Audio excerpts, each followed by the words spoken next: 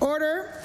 Pursuant to the rules of the House, we will finish where we left off yesterday. I recognize the clerk to conduct the recorded vote on Bill 247. Brian Comer. Nolan Young. Yes. Kim Masland. Yes. John Lohr. Brendan McGuire. Tim Houston. Barbara Adams. Yes. Michelle Thompson. Yes. Fred Tilley. Yes. Dave Ritzie. Yes. Twyla Gross. Yes. Tom Taggart. Yes. Brad Johns. Yes. Marco McLeod. Yes. Adegoke Fadare. Yes. Susan Corkum Greek. Yes. Leah Martin. Yes. Chris Palmer. Yes. Melissa Sheehy Richard. Yes. John A. McDonald. Yes. Brian Wong. Yes. Trevor Boudreau. Yes. Brad McGowan. Yes. Kyle McCory. Yes. Tim Outfit. Yes. Rick Burns. Yes. Julie Van Exen. Yes. Diane Timmons. Yes. David Bowlby. Yes. Nick Hilton. Yes. John White. Yes. Tim Hallman. Yes. Scott Armstrong. Yes. Jill Balzer. Yes. Colton LeBlanc. Yes. Claudia Chender. No. Lisa Lachance. No. Susan LeBlanc. No. Ian Rankin. No. Derek Mombercat. No. Elizabeth Smith McCrossin. No. Paul Wozni. No. Susie Hanson. No. Kendra Coombs. No. Kent Smith. Yes. Greg Moreau. Yes. Tori Rushton. Yes. Ryan Robichaud. Yes. Becky Druin. No. Damian Stoylov. Yes. Danny McGilvery. Yes. Krista Gallagher. No. Rod Wilson. No. Lena Hamid.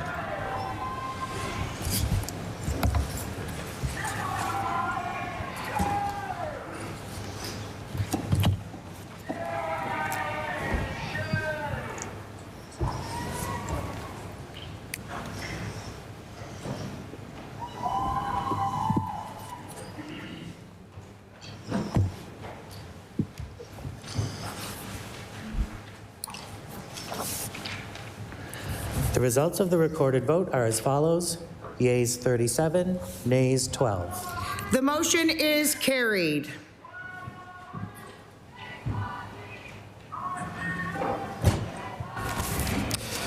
Bill 247, an act to provide for defraying certain charges and expenses of the public service of the province. Ordered that this bill do pass. Ordered that the title be as read by the clerk. Ordered that the bill be engrossed.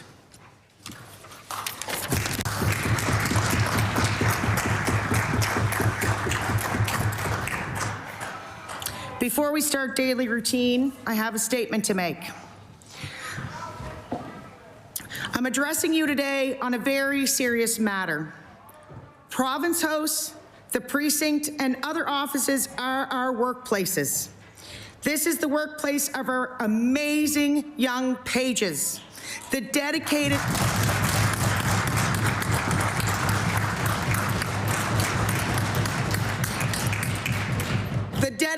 commissioners and the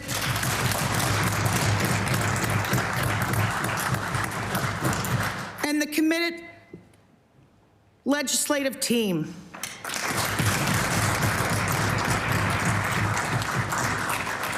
What happens here has an impact on them. This is also the workplace of the MLAs. Every Nova Scotian must be safe in their workplaces. This is non-negotiable. It is also a place where the public should feel safe. And as Speaker, I take my responsibilities as the guardian of the House extremely seriously. MLAs and all staff who work at Province House must have the right to an impact workplace, safe workplace, sorry, free from threats, just like any other workplace in the province. Recently, there have been several incidences at the Province House, both inside the building and outside around the grounds and parking lot, where MLAs appear to have been targeted solely to frighten, threaten, or intimidate them. This is unacceptable. And last night, staff who make our work here possible were understandably frightened in their workplace. There are rules in this building that have been developed and fine-tuned over generations. They exist for a reason. They matter.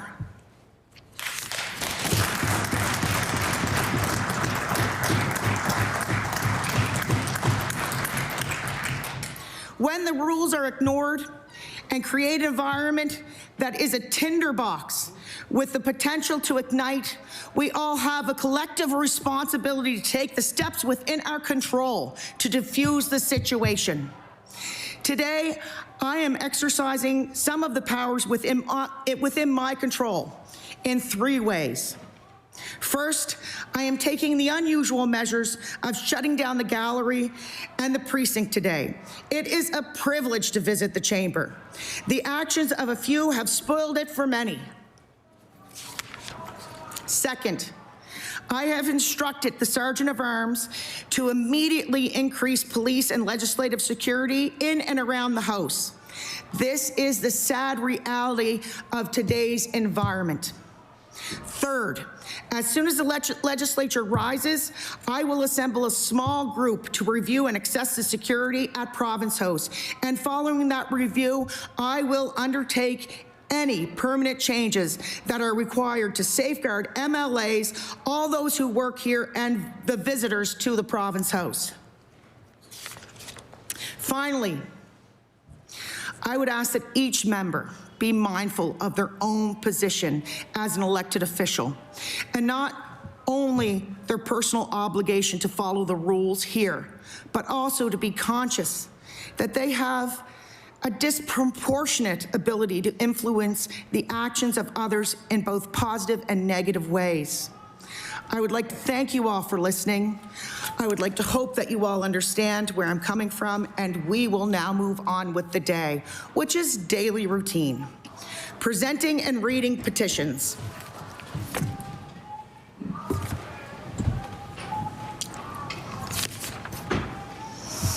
Presenting reports of committees. Tabling reports, regulations, and other papers. I recognize the honourable member for Cumberland North. Thank you, Madam Speaker. I'd like to table 2 letters, actually 3, from constituents regarding this budget. One is from Charlie Reinders. He's an actor, a writer, director, and producer based in Amherst. And the other is Karen Nearly, who is also a writer and an artist. And these I'll be referring to during my member statement. Thank you, Madam Speaker.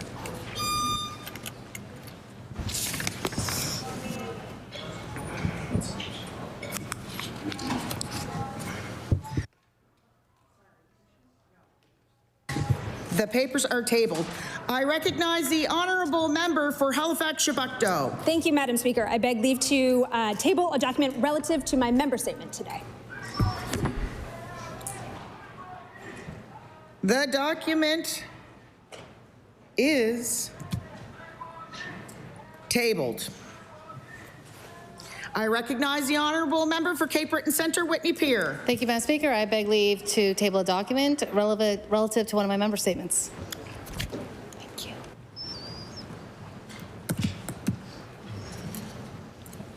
The document is tabled. Statements by ministers. Government notice of motions. I recognize the Honourable Minister of African Nova Scotian Affairs.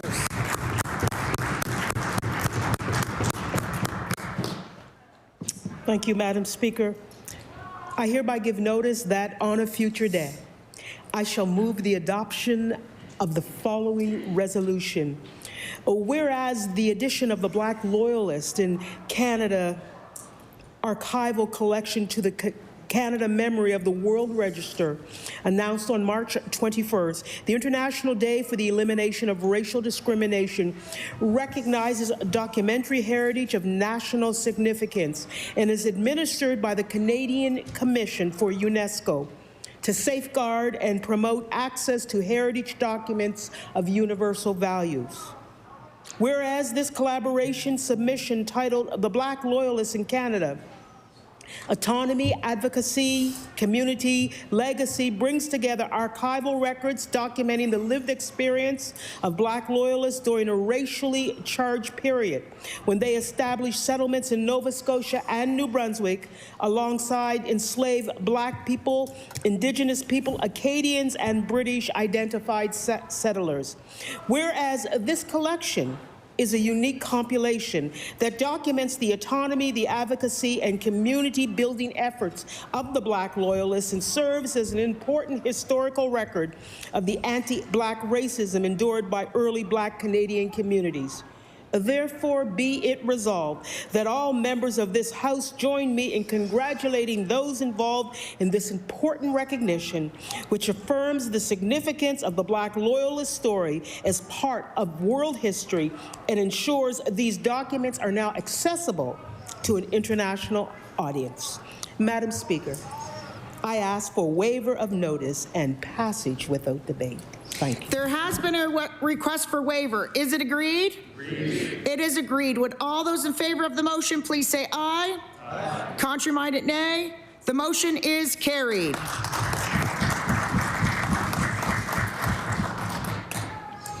Introduction of bills. I recognize the honourable member for Cumberland North. Thank you, Madam Speaker. I rise to table a bill entitled An Act to Amend Chapter 21, 1992 Supplement of the Revised Statutes 1989 of the House of Assembly Act, respecting reform and healthy workplaces. Thank you, Madam Speaker.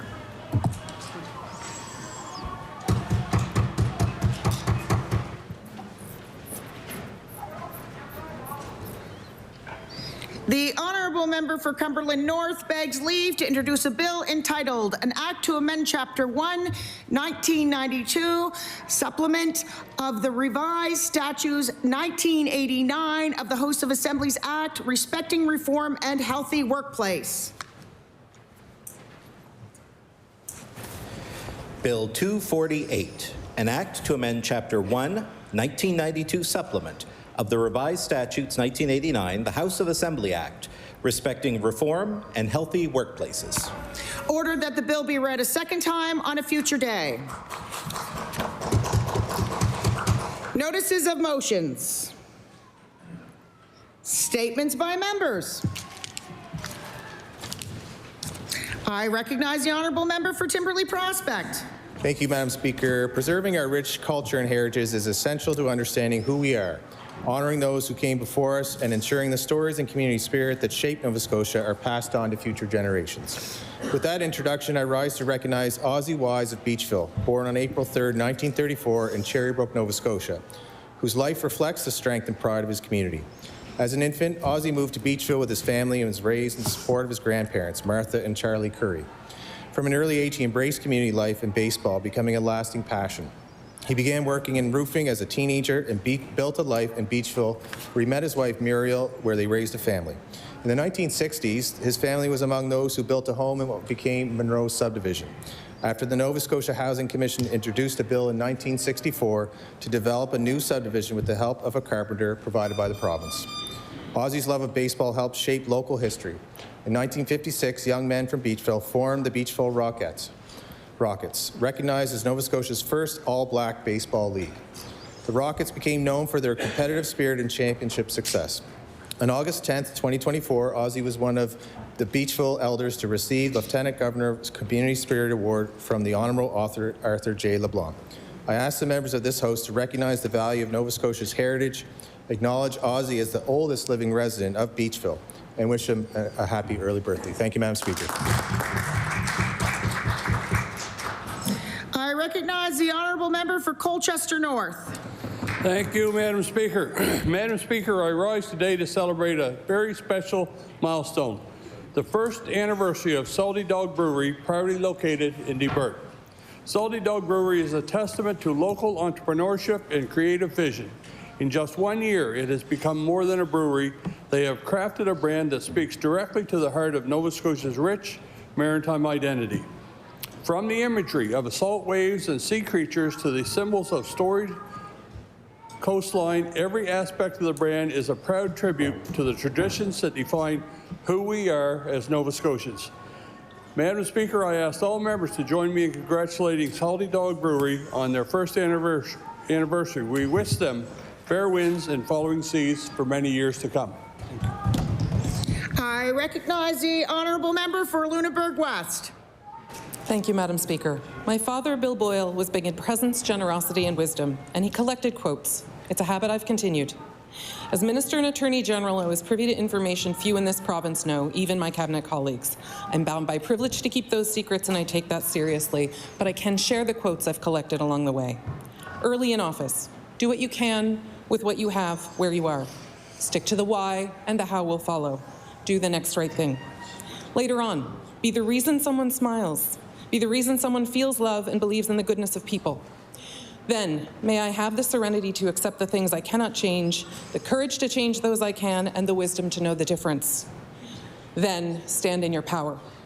In the weeks before I left the PC caucus, most people can bear adversity, but if you wish to know what a man really is, give him power. And the one thing that doesn't abide majority rule is a person's conscience. The quote I carry with me now, there is transcendent power in example. We reform others unconsciously when we walk rightly. Madam Speaker, we have power here to speak, decide, and vote. And in the end, we will be judged not by what we knew, but by what we chose to do with our knowledge.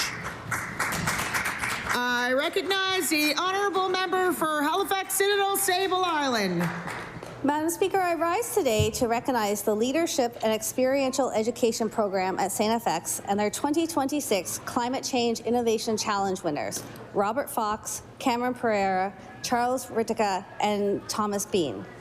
Several student groups came together to each try to best answer the question, what is the best way to prepare for the effects of climate change in Nova Scotia? The winners focused on reducing the damage caused by the increased risk of high tides and storm surges in Nova Scotia. Together, they proposed a three-step plan that included increased funding for planting eelgrass through the Community Eelgrass Restoration Initiative, building groins in the most at-risk communities along the Eastern Shore, and creating a targeted subsidy for water-filled cofferdams to high-risk coastal home owners. All the teams in this competition demonstrate how students can combine creativity, research, and teamwork to address real environmental challenges. I ask you all to join me in congratulating Team 3 on winning the 2026 Climate Change Innovation Challenge at St. FX. I recognize the honourable member for Timberley Prospect. Thank you, Madam Speaker. I want to recognize Mark Brooks. He's a new resident of Brookside and already becoming a volunteer. Mark moved to Brookside in 2025 and posted a simple question on the Brookside homeowners page to gauge community interest in forming a choir. Within 36 hours, more than 40 people reached out. After a meeting in early January at the Prospect Road Community Centre, residents agreed there was enough interest to make it happen, and Noteworthy was born. Noteworthy has 30 members, a mixed choir of 5 men and 25 women, with an average age around 35, and they meet every Monday night. Noteworthy's first concert takes place May 21st at St. Timothy's Church, and Mark has also teamed up with a dozen or so band students from Brookside Junior High, who will join the choir for a couple songs. Mark says this project has given him 30 new friends and helped him feel at home in Brookside. Music is food for the soul, and our community is stronger when neighbours create something together. I ask all members of the House to join me in thanking Mark Brooks for his leadership and generosity. Thank you, Madam Speaker. I recognize the honourable member for Hants West. Madam Speaker, it gives me great pleasure to rise today to recognize Windsor Oxton Hockey Club, Windsor's Junior B hockey team. Since their rebrand in the fall of 2025, the Oxton have shown that they are more than hockey. They have become true community champions, giving back in meaningful and heartfelt ways. This season, the team supported a young boy battling cancer, partnered with Rewind 89.3 FM radio for their annual toy drive, competed in the Golden Pedal fundraiser, organized a food drive, hosted a teddy bear toss for Stockings Were Hung program, and participated in many local parades and events. These players continue to work hard to strengthen the connection between the team and the community they proudly represent. Beyond this, the players take time to speak with young fans, sign autographs, hand out game pucks, and serve as positive role models for minor hockey players. Madam Speaker, I ask all members join me in thanking players, coaches, volunteers, and supporters for their generosity, leadership, and community spirit. Thank you, Madam Speaker.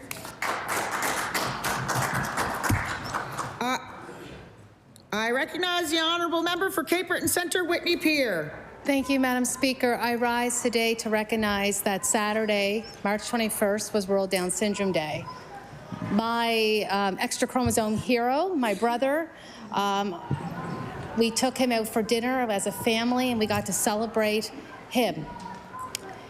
But there was sadness within that, Madam Speaker, due to the cuts within various disability programs and that we've seen in this budget while we were celebrating him, knowing that those cuts affect so many.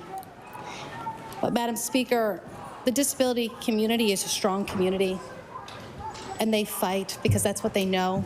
They advocate because that's what they know. My mother always said she fears the day that she's no longer there to be his advocate, because who else will be his voice? So she taught us how to do it. Thank you. I recognize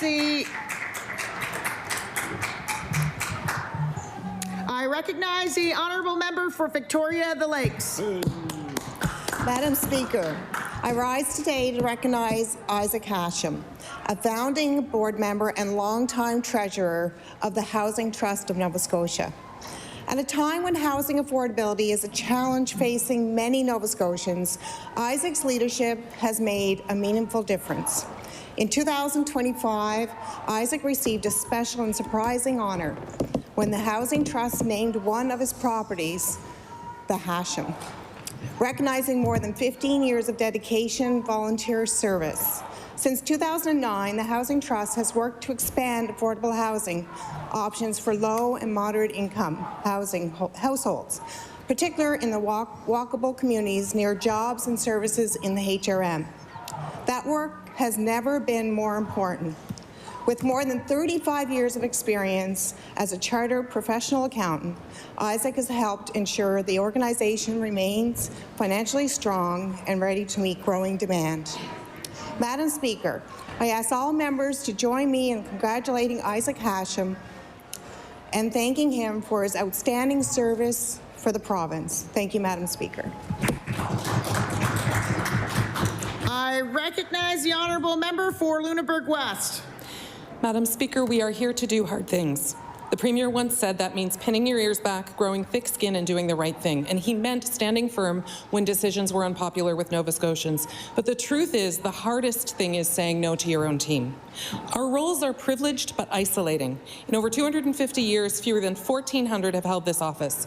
We take oaths to keep confidence, secrets we cannot share, even within Cabinet and caucus.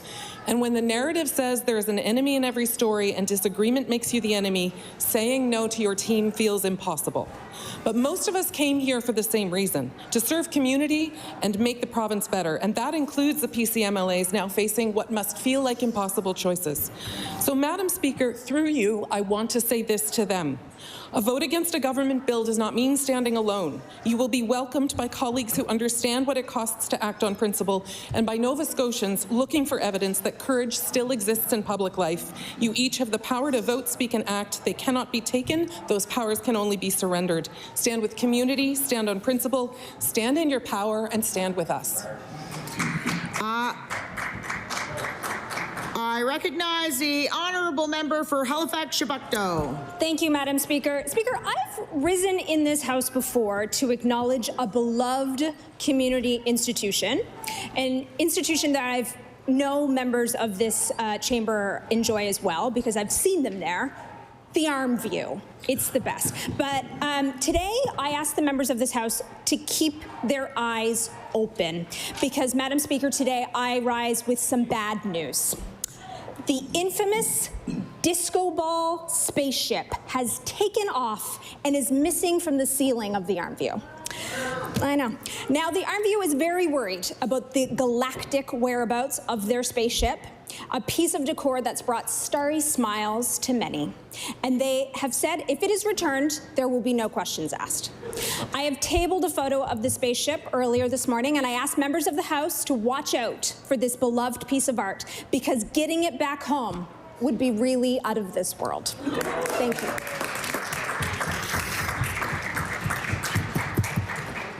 I have to recognize somebody. I recognize the honourable member for Pictou Centre.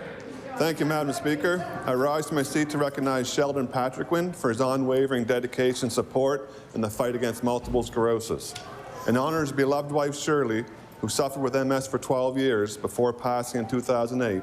Sheldon has tirelessly raised well over $200,000 for MS research. His commitment to this cause is truly inspiring. Sergeant Harris. Order, order. We will have a short recess.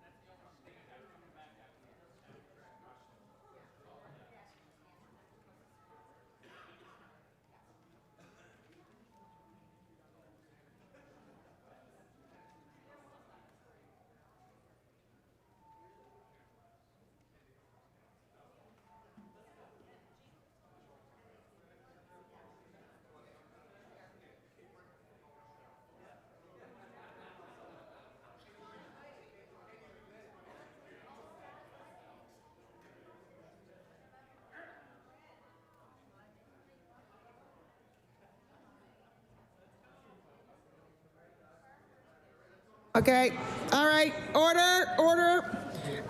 There is an incident out there where protesters are throwing stuff at the windows in the buildings. But we're going to carry on with business, and we are on member statements. Who wants to all right, we're going to start with Pictou Centre.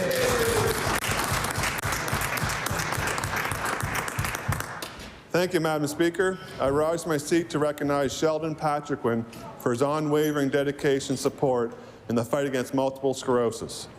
And honor his beloved wife, Shirley, who suffered with MS for 12 years before her passing in 2008.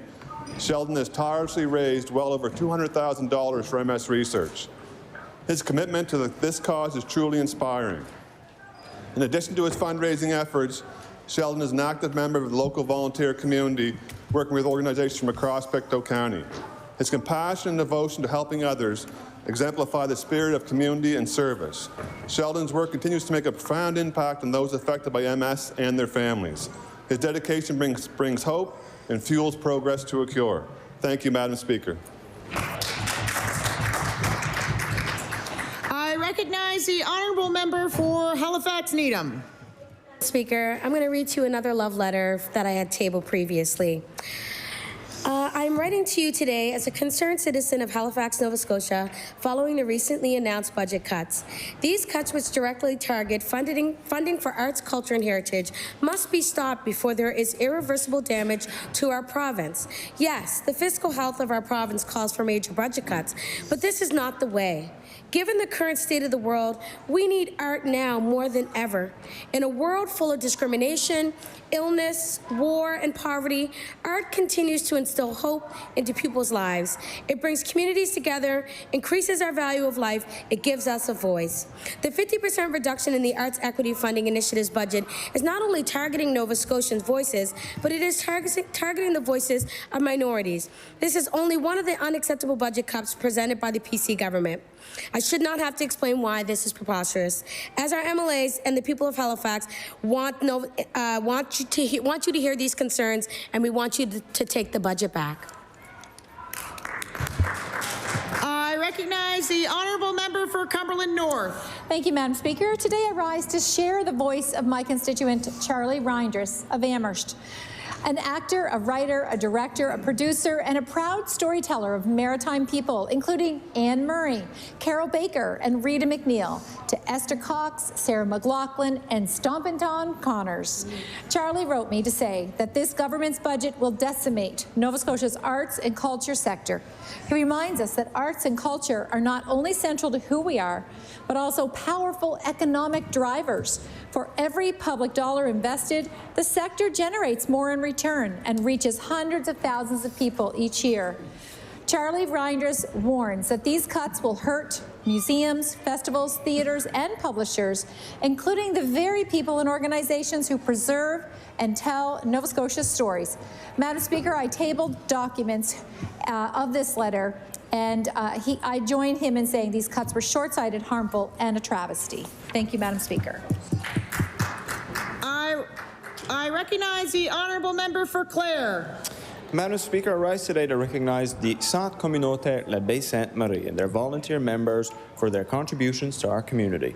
Whenever someone is in need, I can rely on Jean and Joyce Camo along with the rest of their members to help. Whether they need glasses, medical equipment, hearing aids, funding for oil or firewood, and many more things, the Centre Communautaire L'Abbaye Sainte-Marie is always eager to help. They raise funds through their weekly bingo and offer free community lunches every 2 months. Madam Speaker, I could be here all day mentioning the services and help that they offer to our community. So I will just say thank you to all the volunteers for having such a positive impact for Clare. Thank you. Merci, Madam Speaker. I recognize the honourable member for Sackville-Cobequid.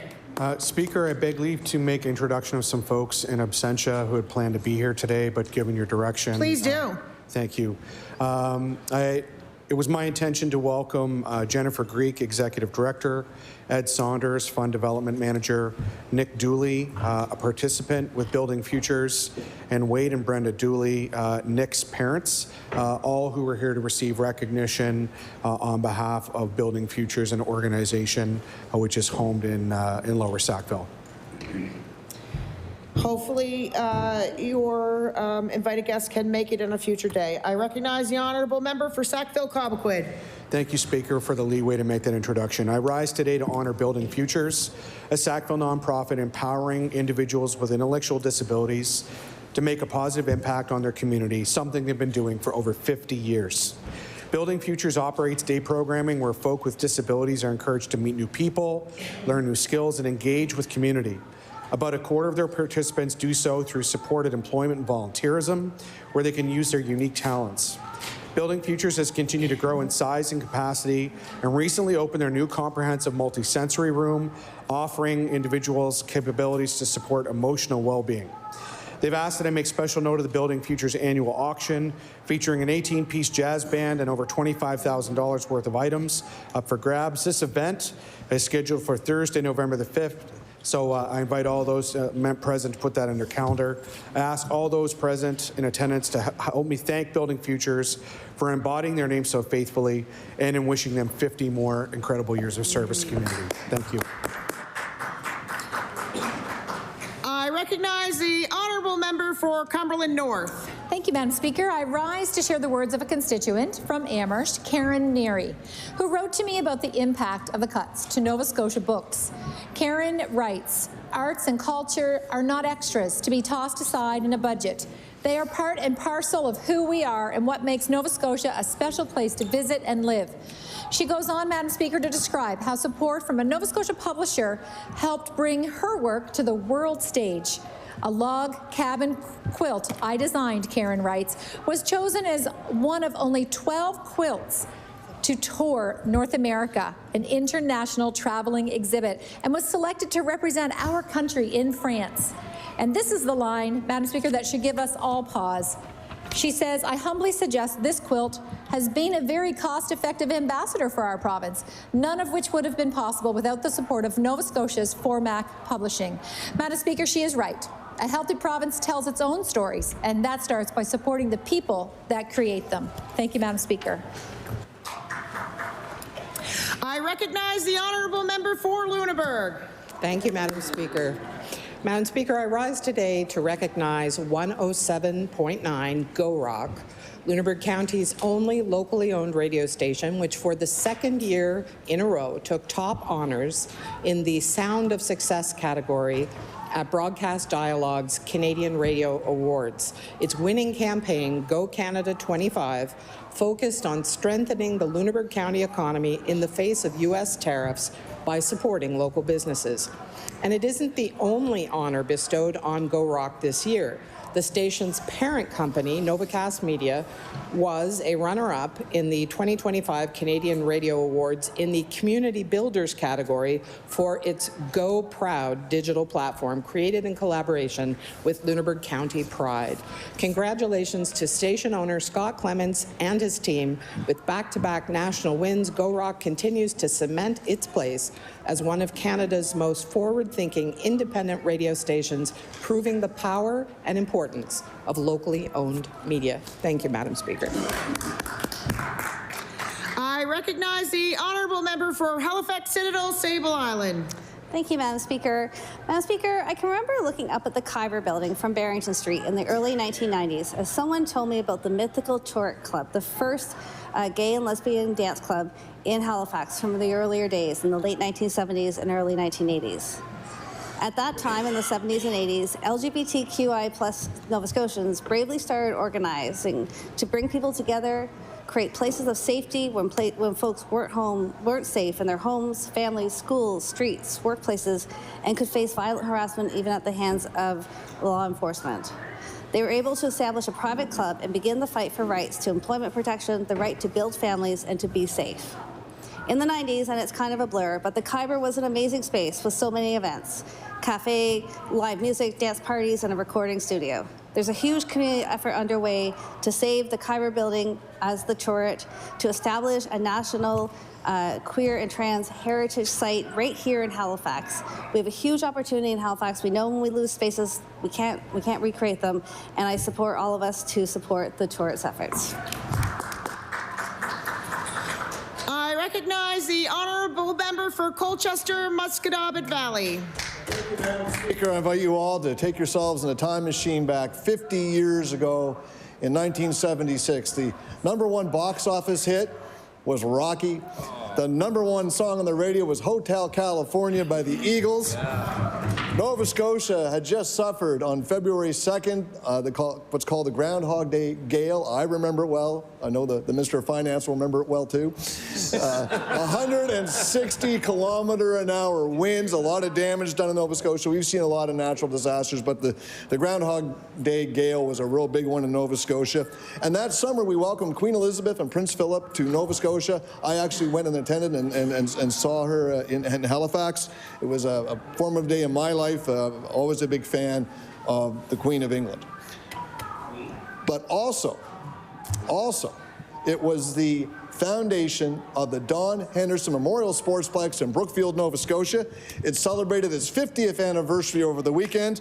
I was very pleased to stand and get a picture taken with Terry Henderson, Robert Matheson, Jerry Stewart, John Matheson, and Huey Matheson, as a former councillor, who were the founding members of a team that put together the Brookfield Don Henderson Memorial Sportsplex. It was a great event, and we are all challenged to keep that sportsplex going. It's a great thing for the youth of our community. I was pleased to be there when there was a $750,000 investment announced in June of 2024 by my predecessor, Larry Harrison. This is a fantastic community treasure. We're going to work hard to keep it going, Madam Speaker. Here. I recognize the honourable member for Cape Breton Centre, Whitney Pier. Thank you, Madam Speaker. I rise to recognize the advocacy group Friends of Cape Breton Midwifery. Madam Speaker, the Friends of Cape Breton Midwifery, I've met with them a few times, and they are doing incredible work bringing forward their stories to tell with regards to the lack of access to midwifery services in Cape Breton. One person actually said that they delayed moving here to Cape Breton because of the lack of midwifery services, Madam Speaker. And so, Madam Speaker, they have discussed with me that Nova Scotia is facing a severe strain in our healthcare system, and yet midwives who are primary caregivers remain underutilized. And we have midwives who want to work in Cape Breton but aren't able to do so. At a time when family doctors are in short supply, midwives could significantly reduce pressures on hospitals and in delivery rooms. Thank you, Madam Speaker. I recognize the honourable member for Clace Bay Dominion.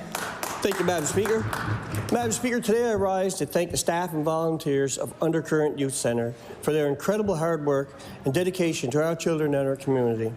Day in, day out, they show up with patience, compassion, and commitment, creating a safe and welcoming space where young people feel supported, valued, and encouraged to be their best selves every day.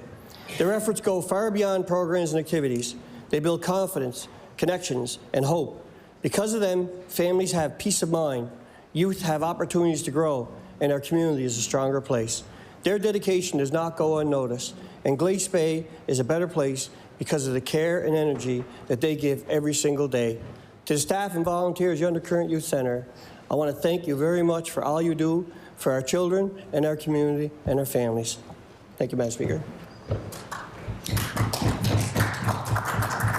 I recognize the honourable member for Halifax Needham.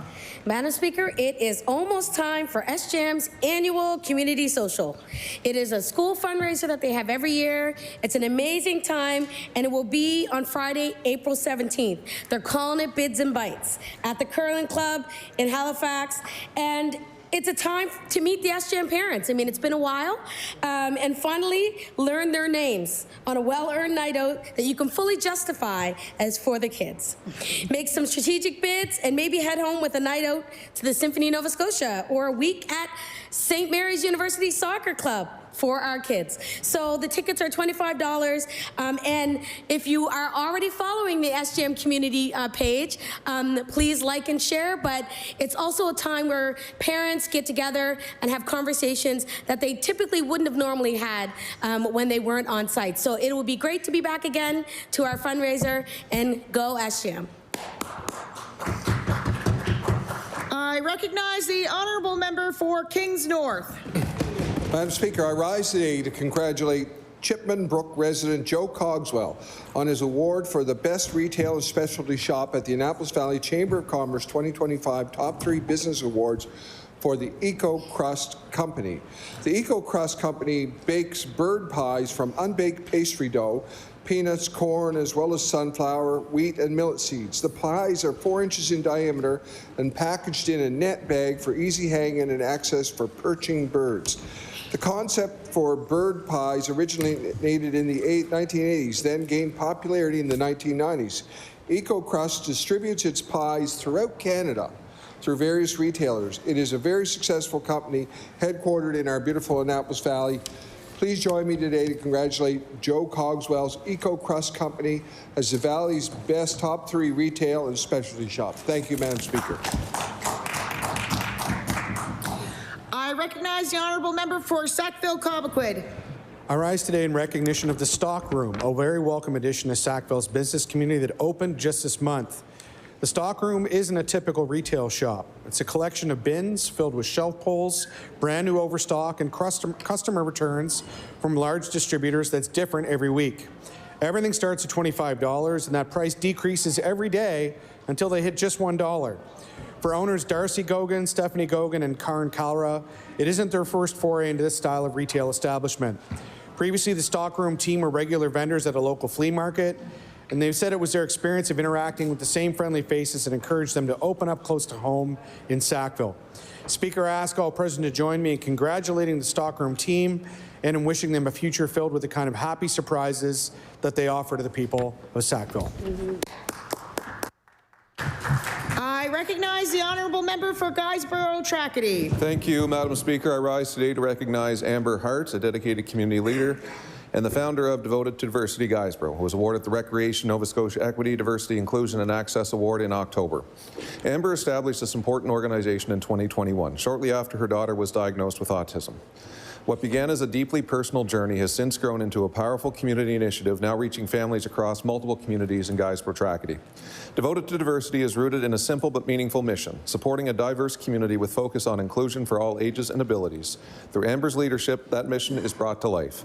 She now offers inclusive gym time in both Canso and Guysborough, providing safe, welcoming spaces for children and families. Her wrap parties bring people together to prepare food, share laughter, and build connections. Devoted to Diversity has also become an important part of many community events in Guysborough, from Canada Day to Christmas and more, while helping ensure these community moments are inclusive and accessible to all. Madam Speaker, as a busy mother of 2 as well as working full-time, Amber continues to go above and beyond to create meaningful opportunities for families in our community. I ask all members of this House to join me in thanking Amber Hart for her compassion, leadership, and unwavering commitment to inclusion. Thank you, Madam Speaker. I recognize the honourable member for Kings West. Thank you, Madam Speaker. I don't have time for my regular member statement, but I do see some of our staff here today, and as the caucus chair for our party, I'd like to speak on behalf of all of us in our parties to say that we wouldn't be able to do a lot of what we do without the support of our caucus staff. And I just want to give a big shout out to Finn, Taiwo, Lauren, Brian, and of course Julie, who's here today. We want to thank you guys and everybody who works for our parties. And we do appreciate you, and I think I speak for all of us when I say that. So thank you.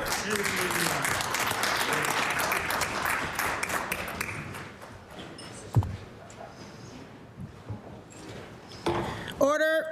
The time for statements by members has elapsed. We will now move to oral questions put by members to ministers. The time is 2 o'clock. We will finish at 2:50. I recognize the honourable leader of the official opposition. Thank you, Madam Speaker. Madam Speaker, today Nova Scotians are learning that their lives are about to get more expensive yet again. Since the Houston government was elected, the power bills have gone up $400 a year. Order. You can't use. Okay. Please rephrase that. I recognize the Honourable Leader of the Official Opposition. Thank you, Madam Speaker. Since this government was elected, power bills have gone up $400 a year, and today the Energy Board announced another rate increase, meaning the average Nova Scotian will be paying $600 more for power than they did when this government was elected. The board has been clear they don't have the power to put in place social policy or the legal authority to disallow recovery of costs. That action has to come from this government and this legislature. What are the Energy Minister's plans to protect Nova Scotians worried about their power bills increasing? I recognize the Honourable Minister of Finance. Madam Speaker, we are disappointed with this decision, and we recognize the burden it places on Nova Scotians who are already dealing with the fallout from the cyber security breach, from billing issues. Madam Speaker, we know that the best path forward is more choice in the system. We're working towards that. It's having our own natural gas, where we're heavily relying on United States imported natural gas. We know there's many things that we can work toward. We are working toward that, Madam Speaker. I recognize the Honourable Leader of the Official Opposition. Thank you, Madam Speaker. People can't afford more increases in their costs, and at difficult times like these, Nova Scotians need to be able to look to their government for leadership and support, and the Energy Minister must act immediately. He still has not put in place an affordable energy rate program with on-bill discounts, arrears management, crisis intervention, and energy efficiency measures to help the hundreds of thousands of Nova Scotians making tough choices to keep the heat on. This is a program that this government's departments helped design. They have not reversed the cruel cuts to the heating assistance rebate program. 46,000 Nova Scotians not eligible. The price hike was announced today, and what are the Energy Minister's plans to address it now? Thank you. I recognize the Honourable Minister of Finance. Madam Speaker, I'll remind the member that their party advocated for tax increases. We have a budget that has a substantial tax increase this year of $1,400 per family, which goes a long way to helping with affordability. We recognize the pressures on Nova Scotians. That's why we're working towards affordability in that way, and we will continue. And I hope the member will support the budget. I recognize the Honourable Leader of the Official Opposition. The NDP government put a permanent tax holiday on power bills, and this government replaced it. Madam Speaker, Nova Scotians have watched this government spend billions of dollars, and they are not feeling the difference in their daily lives. This government has had years to launch a full review of how Nova Scotia Power operates, figure out why people are paying so much for such unreliable service, and to take meaningful action. But all Nova Scotians have after 5 years are higher bills. Madam Speaker, will the Energy Minister finally take action to help people with rising costs, not in 5 years, not in 10 years, not in 15 years, today? Thank you, Madam Speaker. I recognize the Honourable Minister of Finance. Madam Speaker, I'll remind the member that we just recently announced the Mercy River Wind Project, which will provide by the end of the year renewable energy to 50 or 60,000 homes in Nova Scotia, thereby breaking the monopoly of Nova Scotia Power. Included in that is in this current FMA, the Your Energy rebate program is being expanded to include renewable energy. We're very proud of that. We are taking concrete steps for affordability in this budget. In the tax cuts we are offering to Nova Scotians, we're offering renewable energy. We're extending the Your Energy rebate program to include renewables, Madam Speaker. We're doing a lot. We're doing as much for renewable, for energy. I recognize the Honourable Leader of the Liberal Party. Thank you, Madam Speaker. That government didn't announce anything. They went and smiled before our camera and accepted federal money, while their federal colleagues in Ottawa criticize it. Today, Nova Scotia Energy Board released its decision on Nova Scotia Power's rate application. And once again, it made clear that many of the changes needed to lower costs for Nova Scotia bills need legislative action in this House. In its own submission, the government pointed out to expert evidence from Dr. Cleary, who found that Nova Scotia's power return on equity could be as low as 7.6%, significantly lower than 9%, which would help reduce pressure on rates. Given the government has legislative authority to act, why has the Department of Energy done nothing to this session to pursue that recommendation or any other meaningful reform to bring down power rates? Thank you, Madam Speaker. I recognize the Honourable Minister of Finance. Madam Speaker, I'll remind the member that one of the platforms of the previous government was to break the monopoly. We have finally broken the monopoly on Nova Scotia Power with the Mercy River Wind Project, which is a $200 million project, which will provide energy for 50 or 60,000 homes in Nova Scotia, which does break the monopoly, which is also covered by the Your Energy Rebate Program. Madam Speaker, we're very proud of the steps we're taking in this budget. I recognize the Honourable Leader of the Liberal Party. Thank you, Madam Speaker. Nobody believes what the minister just said. That party voted against the regulatory tools needed to break the monopoly, which is probably why they're not bringing any more legislation forward. In 2024, the government amended the Public Utilities Act to give itself power to force independent savings review of Nova Scotia Power. That's a tool that could identify real opportunities to reduce costs for ratepayers. Meanwhile, we hear from Nova Scotians every single day who are struggling to keep the lights on, cutting back on groceries or essentials just to pay their power bills. If the government knows people are hurting, why haven't they used the very authority that they gave themselves to protect ratepayers? Thank you, Madam Speaker. I recognize the Honourable Minister of Finance. Madam Speaker, the reality is we're doing many things to make life more affordable, including we're developing natural resources in Nova Scotia. Right now, we are dependent on U.S. natural gas for 20 to 30% of our electricity. And we know that if we can have our own natural gas, we can not be dependent on U.S. natural gas, which is very much more expensive. We're working very hard as a government to address the affordability needs. We're trying to, and as that member knows, their government brought a halt to all of that development, unfortunately. So we're working hard to develop resources in Nova Scotia, to develop true wealth in this province. I'm optimistic, Madam Speaker, for the future of this province. I recognize the Honourable Leader of the Liberal Party. Thank you, Madam Speaker. And spending $25 million to subsidize natural gas development in this province is a distraction. Some of that money, just a portion of that money, could have went to the 9,000 Nova Scotians that tried to get HARP in an application and were denied. Both the NDP and the government joined our call for an independent review of Nova Scotia Power, which is encouraging. However, the government's version narrowly is focusing on the cybersecurity attack. The Energy Board was already examining that issue, and Nova Scotians know the challenges with this utility go far beyond one single incident.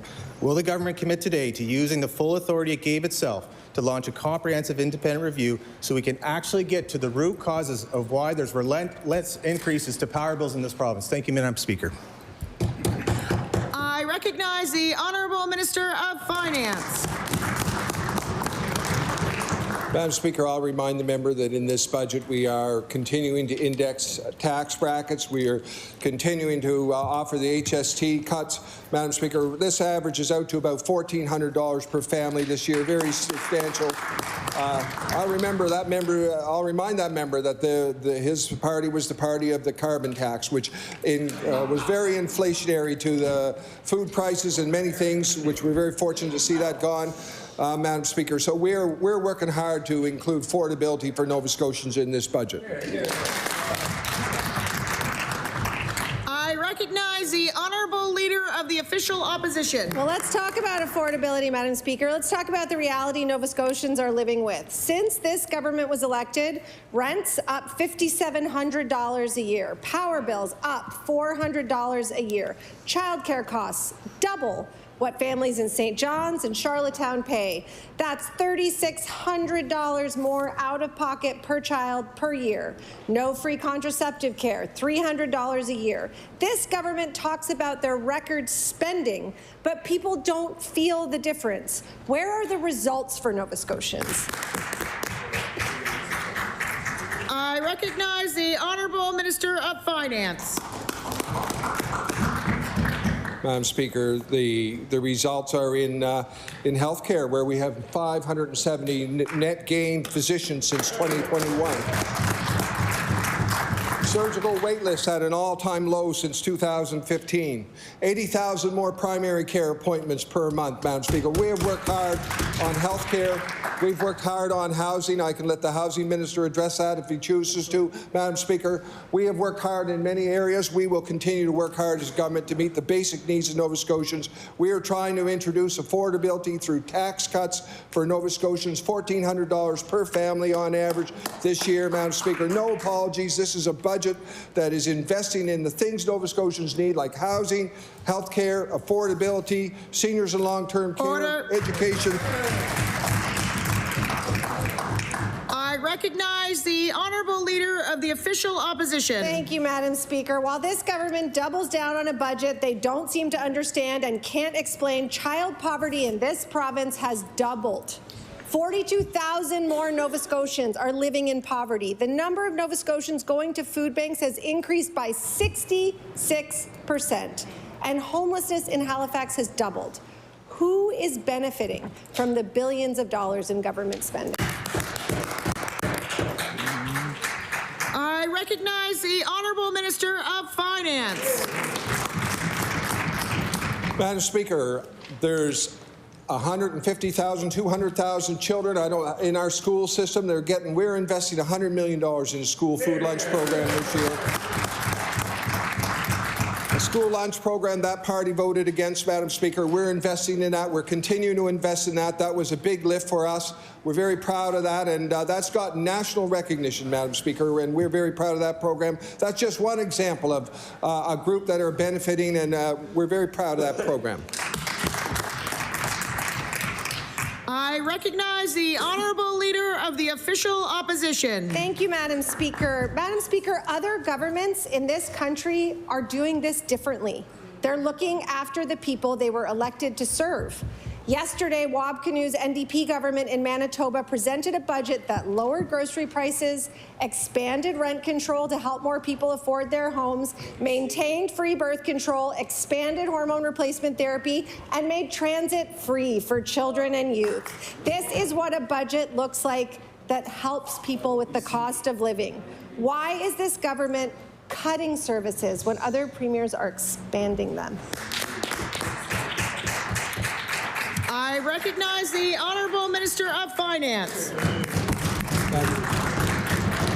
Madam Speaker, I'm proud of this budget. This budget is continuing to invest in health care. There's a further $738 million in health care, and I can tell the member that we continue, even though we've moved the dial on health care. There's still more to do. We all know that. We are committed to doing more. We're investing more in education, $116 million more in education. Opportunities in social development, we're indexing income assistance, Madam Speaker. And thanks to the Minister of the Opportunities and Social Development at the time. So very proud of that, Madam Speaker. We're working hard to meet the needs of Nova Scotia.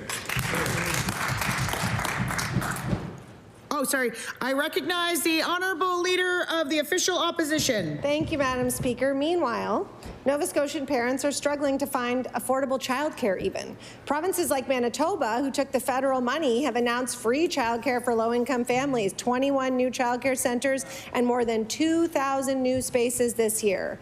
Parents in this province pay $3,600 more a year than families in St. John's, Charlottetown, and Winnipeg. Instead of delivering for families, this government is cutting funding to projects like the YWCA's new childcare centre designed to support kids with disabilities. They are reducing the funding for that project. And if the minister wants to bring the director of the YWCA in to talk about this, I would welcome him to do so. How does this government expect people to stay in this province when they can't afford childcare? I recognize the Honourable Minister of Education and Early Childhood Development. Thank you, Madam Speaker. I wasn't going to stand today because I'm losing my voice, but there's just a lot of half stories going on. The leader of the official opposition talked about Manitoba and all the great things the NDP government's doing there, but forgot what the BC NDP government's doing there. Raising taxes, slashing services. Madam Speaker, we are investing in Nova Scotians. Madam Speaker, we are investing in the YWCA. We're helping them with their infrastructure, and there'll be $1 million for operational costs. It's always half stories, Madam Speaker. Words matter in this chamber to us. I hope it matters to them. I recognize the honourable member for Cumberland North. Thank you, Madam Speaker. 2 weeks ago, Christina Schomp came here to the People's House. She is a Nova Scotia social worker who had to spend $74,000 of her own money to get medically necessary care that was not available here in Nova Scotia. She is being denied reimbursement of these medical costs. The minister told the House that day that patients must apply before receiving out-of-country care. Christina did just that. And I will table 4 letters, Madam Speaker, to show that, from 2019, 2022, and 2023. Madam Speaker, she came here to be seen, and no one in government would meet with her that day. Why is this government continuing to ignore patients like Christina who are suffering needlessly? I recognize the Honourable Minister of Health and Wellness. Thank you, Madam Speaker, and I want to acknowledge that there are a number of individuals who do seek out-of-province care. It's very important. There are we can't pay for everything. We can't pay for things that are experimental, as an example, or not typically covered under MSI. So it's really important that we have individuals reach out to the department first to understand whether the treatment is an option and something that is covered. We continue to work. We've made changes to that program, and so my experience has been that the department is very compassionate and works very hard, but sometimes there isn't a path forward. We'll continue to look at insured services across the country and in Nova Scotia to see what the art of the possible is, but there are finite resources with infinite requests. I recognize the Honourable Member for Cumberland North. Thank you, Madam Speaker. The Premier knows that this is a problem as well, after the court ordered this government to reimburse Jennifer Brady, who also could not find medical care here close to home. She had to leave the province, and the province refused to cover her cost of care, and the court ordered the province to do so. So this is not just about one patient. This is about a system that is failing people with complex conditions like Christina Schomp, who has cerebral spinal fluid leaks. There are treatments just not available here in this province, and people shouldn't have to pay out of pocket. Madam Speaker, will the minister commit today to reviewing Christina's case and fixing the out-of-province care process so that no Nova Scotian is ever put in this position again? Thank you, Madam Speaker. I recognize the Honourable Minister of Health and Wellness. Thank you, Madam Speaker. So there's recently been changes to the policy. I can assure the member opposite we have very compassionate and skilled folks in the Department of Health. We continue to look at the requests that come in, understand what the art of the possible is, and I know that we will continue to do that. I recognize the Honourable Member for Dartmouth North. Madam Speaker, this government says it's listening to Nova Scotians, but it feels like it's not hearing what I'm hearing, that thousands of people cannot afford their power bills, which have shot up on this government's watch. The government can help Nova Scotians manage their bills with an affordable energy rate program or energy efficiency measures. However, there's nothing in the budget and no government legislation this sitting to help people manage the rate increase that landed today. How can the Minister of Energy say he's actually listening when he's not taking steps to help people afford their power bills? I recognize the Honourable Minister of Finance. So, Madam Speaker, we are disappointed with the decision of the Energy Board, and we know this is a difficult time for Nova Scotians we're already dealing with the fallout of the cybersecurity breach and billing issues. We recognize that. So we know that the best path forward is more choice, which we are providing through really opening up breaking the monopoly of Nova Scotia Power through things like the Mercy River Wind Energy Project. We know Nova Scotia needs to be less reliant on U.S. natural gas. We're working on that, Madam Speaker. We're working hard to address the needs of Nova Scotians here. I recognize the Honourable Member for Dartmouth North. Madam Speaker, it was an NDP government that took the HST off home heating bills, and this government has opened the door to putting them back on. The Premier and Energy Minister has stood by while power bills have grown exponentially. Actually, he didn't just stand by. He kicked 46,000 people off of HARP, making it harder for them to heat their homes this winter.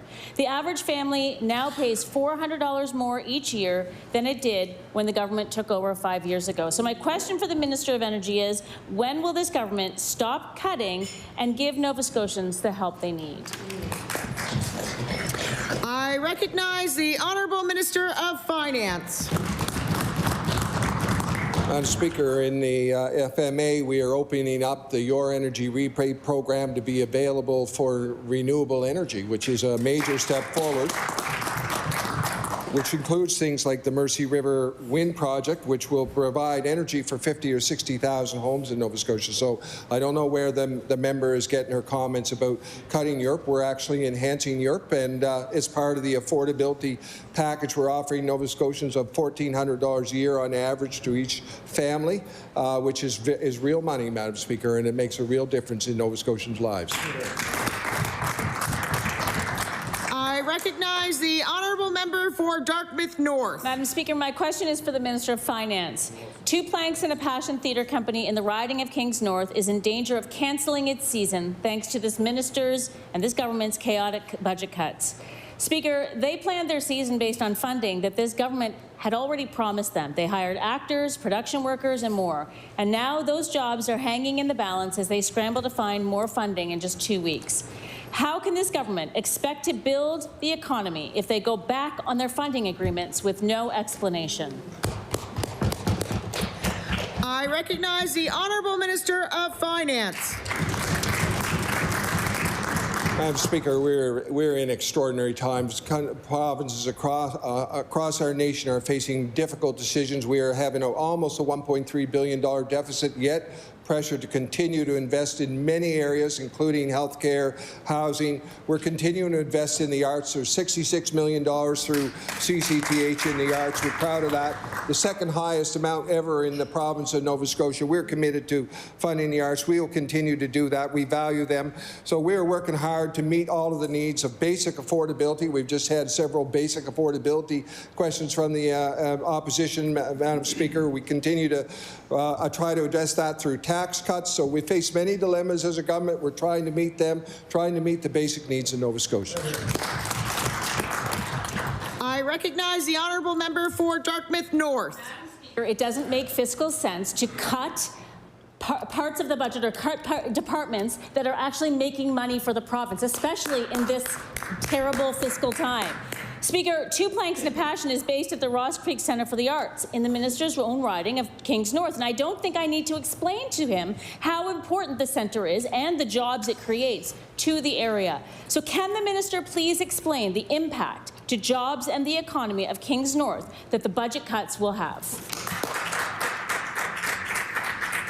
I recognize the Honourable Minister of Finance. Madam Speaker, we're very aware of the impact the budget will have on our economy. In fact, we have a record $3.5 billion capital program. We know that'll have a massive impact on our economy in building schools, in building seniors' long-term care facilities, and building hospitals, meeting the basic fundamental needs of Nova Scotians, which is our commitment as a government, and at the same time offering a historic tax breaks to Nova Scotians. So these are many dilemmas, I hope, and at the same time continue to fund the school food lunch program, meeting affordability, meeting the basic needs of Nova Scotians. No apologies for that. These are difficult decisions. This is not a cut in budget. It's a spending budget. We have a $1.3 billion deficit this year. That's a challenge for us, Madam Speaker. Order. I recognize the honourable member for Lunenburg West. Thank you, Madam Speaker. My question's for the Minister of Finance. Many Nova Scotians called for MLAs to vote no to the budget, and I want to be sure that we're all on the same page about what that means. Madam Speaker, when a budget is voted down, government funding doesn't stop. Teachers don't stop educating, schools don't stop serving lunch, doctors don't turn people away, hospitals don't stop hiring, tradespeople and labourers don't down tools and walk away from road maintenance and construction projects. Social supports don't come to an end. If a budget is voted down, it just means the government's paper exercise of planning spending for the coming year has to happen again. A new budget must be introduced and passed. And so I'm wondering, can the Minister of Finance confirm this is the case? I recognize the Honourable Minister of Finance. Madam Speaker, we recognize the dilemmas our province faces. That's why we're investing $738 million more this year than last year in healthcare. Most of that, Madam Speaker, is utilization. That's a big word for the fact that if you need help, we're looking after you. And we know that Nova Scotians continue to have health needs. We continue to need knee surgeries, continue to need heart operations, continue to end up in the emerge. So we're working hard on that to meet the basic needs of Nova Scotians in healthcare. We're working hard to meet the basic needs of Nova Scotians in education, opportunity, social development, seniors, long-term care. Madam Speaker, no apologies for that. I recognize the honourable member for Lunenburg West. So the minister didn't answer. Perhaps he doesn't understand the process. Over the last few days, we've heard PCMLAs say they would vote yes to the budget to preserve the good. You know the what? lunch program, healthcare, new childcare spaces, housing programs, long-term care builds, road construction and maintenance. That construction set up the false framing that voting no is voting against those positive. But here's the thing. Voting no isn't a vote against school lunch, housing, long-term care, childcare, or any other program. Voting no is a signal that government needs to go back and get this right. So can the Minister of Finance explain why Nova Scotians are being told that voting no to the budget would jeopardize programs that would in fact continue?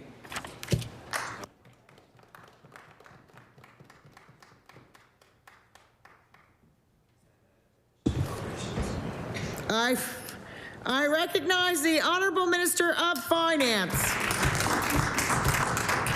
Madam Speaker, I hope each member decides themselves how they want to vote on this. Do they want to vote for more investment in healthcare? Do they want to vote for more investment in education and school food lunch programs? For more investment in indexing of income assistance, Madam Speaker. For more investment in seniors' long-term care, a long neglected file, Madam Speaker. So I hope that the members themselves will ask themselves, where are they on that? We are moving the dial on health care in this province compared to the rest of the country. We know there's more to do, Madam Speaker. So I hope each member will ask themselves that. Where do they stand on tax cuts? Are they against tax cuts, or would they be in favor of increased taxes? I think that's a decision every member has to make here, Madam Speaker. I recognize the honourable member for Halifax Needham.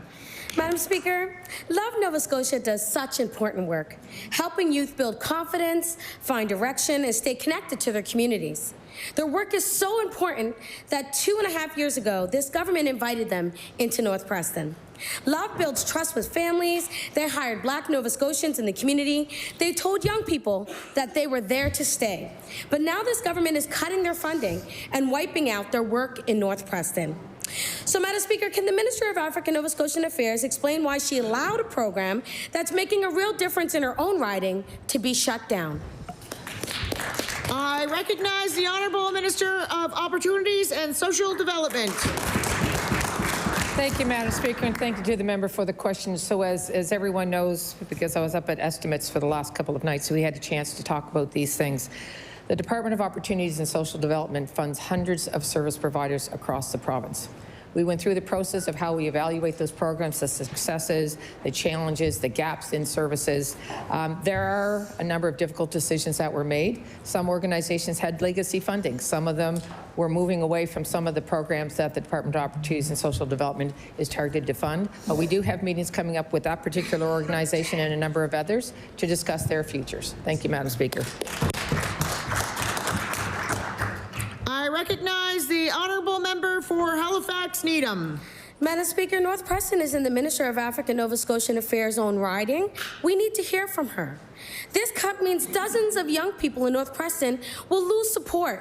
It means Black Nova Scotians will lose their jobs. It means summer programs are gone. It means cultural braiding program that has received international attention is gone. This is happening in the minister's backyard, and she's only met their concerns with silence. So, Madam Speaker, why has the minister ignored this Black-led organization and allowed these programs to disappear in her own community? I recognize the Honourable Minister of Opportunities and Social Development. Thank you, Madam Speaker. The Department of Opportunities and Social Development has a budget of $1.8 billion, which those members voted against. We have an increase in budget of $110 million for our service providers across the province. Hundreds of programs and services for Nova Scotians everywhere in the province. There are certain organizations where the budget was changed We're going to be working with those organizations to find paths forward. But the truth of the matter, Madam Speaker, is that all of these organizations provide great work. It is incumbent on government to evaluate those programs for their success. When the gaps are needed, we shift funding and support to ensure that those gaps are addressed. And we're going to continue to work with wonderful organizations like this in the future. Order. I recognize the honourable member for Halifax Citadel, Sable Island. Speaker, the Minister of Finance's budget chaos continues this week. The amended estimates that were tabled in this House do not add up. The money that they say that was restored does not match the money they say they cut. Opportunities in social development is short by $1.8 million, for example. Education and early childhood development is off by $21,000. And the changes in advanced education are also not clear. Speaker, will the Minister be upfront with Nova Scotians about his government's cuts? I recognize the Honourable Minister of Finance. Madam Speaker, I would say the democratic process is working as it should. We heard from Nova Scotians we've made changes. The numbers, I can assure the member that the numbers do all add up, and I'll ask my staff in Department of Finance to provide the member the numbers. The reality is that a certain number of the estimates resolutions had to be amended, and some that had not been put in yet did not need to be amended. They were amended before they were given. So I apologize if there's any confusion. There's not meant to be any confusion over that matter. Madam Speaker, we are committed to what we said we would do. I recognize the honourable member for Halifax Citadel, Sable Island. Speaker, this budget has put on the chopping block services and sectors Nova Scotians deeply value, and that has broken trust. Now this government has tabled estimates with new numbers, no details, and no opportunity to probe them. That's a pretty cavalier approach to spending the hard-earned money of Nova Scotians. How can the minister expect Nova Scotians to trust that these cuts have actually been reversed? I recognize the Honourable Minister of Finance. Madam Speaker, the reality is I would say democracy is working as it should. We heard from Nova Scotians we made changes. It's unprecedented. It's the first time it happened in my 13 years in the legislature, and and I'm sure going back a lot, maybe further than that, Madam Speaker. So I'm proud of that. We're willing to listen. We're willing to say, okay, we need to make changes. We're willing to do that, and that's reflected in the numbers that the member was given in estimates, and we will continue to listen to Nova Scotians, Madam Speaker.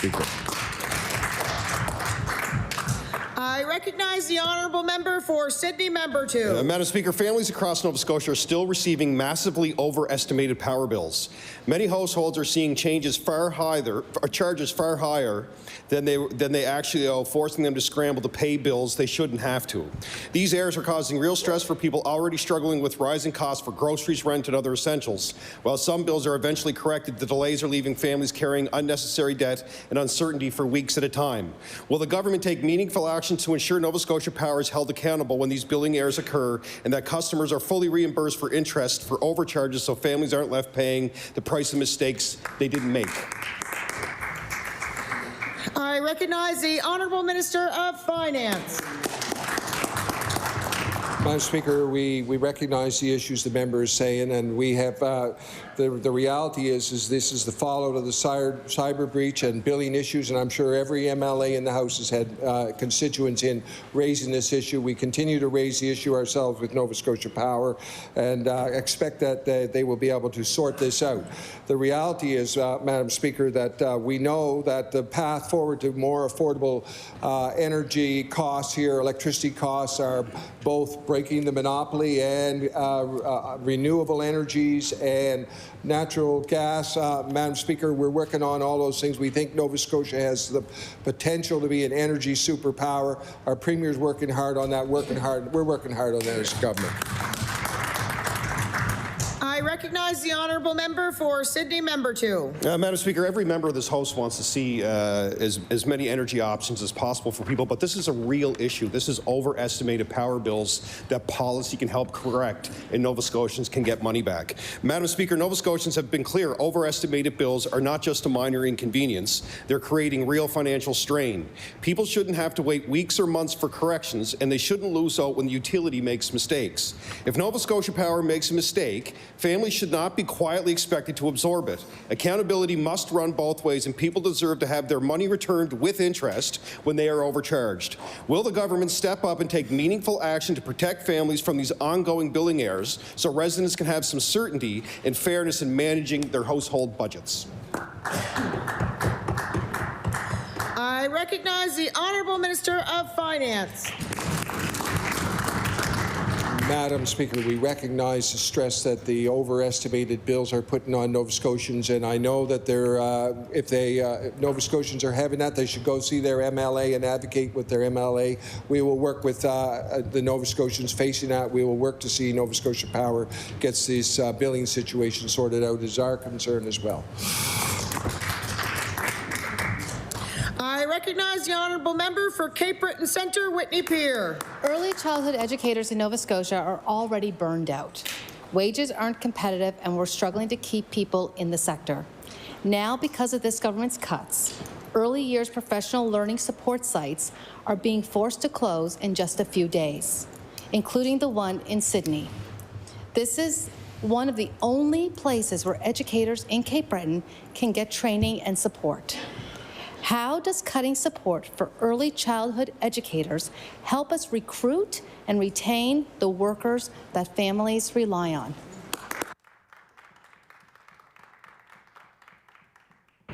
I recognize the Honourable Minister of Education and Early Childhood Development. Thank you, Madam Speaker. We've made significant investments into early childhood educators and childcare, Madam Speaker. Combined with the federal government, a $1.8 billion investment that's created over 2,557 childcare centres, spaces, 2,386 family home spaces, 4,337 before and after. Madam Speaker, we're investing heavily in the childcare sector. I recognize the honourable member for Cape Breton Centre, Whitney Pier. Speaker, Jessie Young is an early childhood educator in New Waterford. She says the sector is already struggling with lack of support from this government, and I'll table it. And now this government is taking away a lifeline for early childhood educators, a place where they can access professional development, connect with peers, and deal with burnout in an incredibly demanding job. Why is this government cutting off vital supports for early childhood educators and expecting them to do more with less? I recognize the Honourable Minister of Education and Early Childhood Development. Thank you, Madam Speaker, and to Jessie Young, I want to thank them for their for choosing to be an early childhood educator. Because of this government, Jessie has received pension and benefits, something no other provinces have. They've received significant raises, Madam Speaker. We'll continue to invest in people like Jessie, despite what the opposition says, Madam Speaker. We're making massive investments. We're providing a future for them, and we're providing pension and benefits. I recognize the honourable member for Fairview Clayton Park. Speaker, times are tough for Nova Scotians right now. And when families are stretched thin, family resource centres are often the only place they can turn to for support. These centres help thousands of families with parenting programs, food access, and early learning. Nova Village in Fairview has seen their demand increase significantly in recent years, and yet this government is cutting their funding. Why is the Minister of Opportunities and Social Development cutting support for families at a time when they need it the most? I recognize the Honourable Minister of Opportunities and Social Development. Thank you, Madam Speaker, and thank you to the member for the question. So the truth of the matter is that we are increasing the investment in all of our service providers to the tune of $110 million. As I had a chance at estimates to go over all of the investments, I also had an opportunity to explain to Nova Scotians that a responsible government evaluates every program that is offered. They evaluate whether it's meeting the needs of Nova Scotians, whether it's providing the care that we are asking them to do, whether it's providing the programs that we are looking for, and we are evaluating them every single week. And Madam Speaker, we are increasing the number of providers across the province in order to ensure that Nova Scotian families have the care that they need. I recognize the honourable member for Fairview Clayton Park. Thank you. I look forward to seeing those documents tabled that show that funding for family resource centers has increased. These cuts were made with no clear analysis of how many families will lose access to services and what the long-term cost will be when these supports disappear. Family resource centers prevent crises before they happen. Cutting them will only put more pressure on the system later. Can the minister explain what analysis was done before cutting funding to these centers, or is this yet another cut that this government did not think through? I recognize the Honourable Minister of Opportunities and Social Development. Thank you, Madam Speaker, and thank you to the member for the question. The truth of the matter is that estimates is an opportunity to ask me any question you want about the budget. The first 4 hours that I was supposed to be up, they filibustered an hour and a half of the time that they could have been asking me questions, and then yesterday they did the same thing. The truth of the matter, Madam Speaker, is that this department is increasing its budget to our service providers and program operators by $110 million. And as I explained both nights during estimates, exactly how we evaluated those programs, that's what a responsible government does, and I'd be more than happy to explain it again. I recognize the Honourable Member for Cumberland North. Thank you, Madam Speaker. One of my constituents, Mr. Bill Digdon, suffered a serious spinal cord injury at C2 about 11 months ago. He was first referred to neurology by an emergency room doctor, and then a few months later in last July was referred again by another specialist. He was left waiting while his condition worsened, and while at a physiotherapy appointment next door in Sackville, New Brunswick, the physiotherapists who are allowed to refer directly to specialists recognized the seriousness of his injury and referred him to a neurologist. He was seen the very next day and had life-saving surgery within 1 week. Bill is angry, and I will table his comments, which are not very complimentary of our healthcare system. My question to the Minister of Health is, how can the minister claim the system is in the best shape ever when people like Mr. Digdon?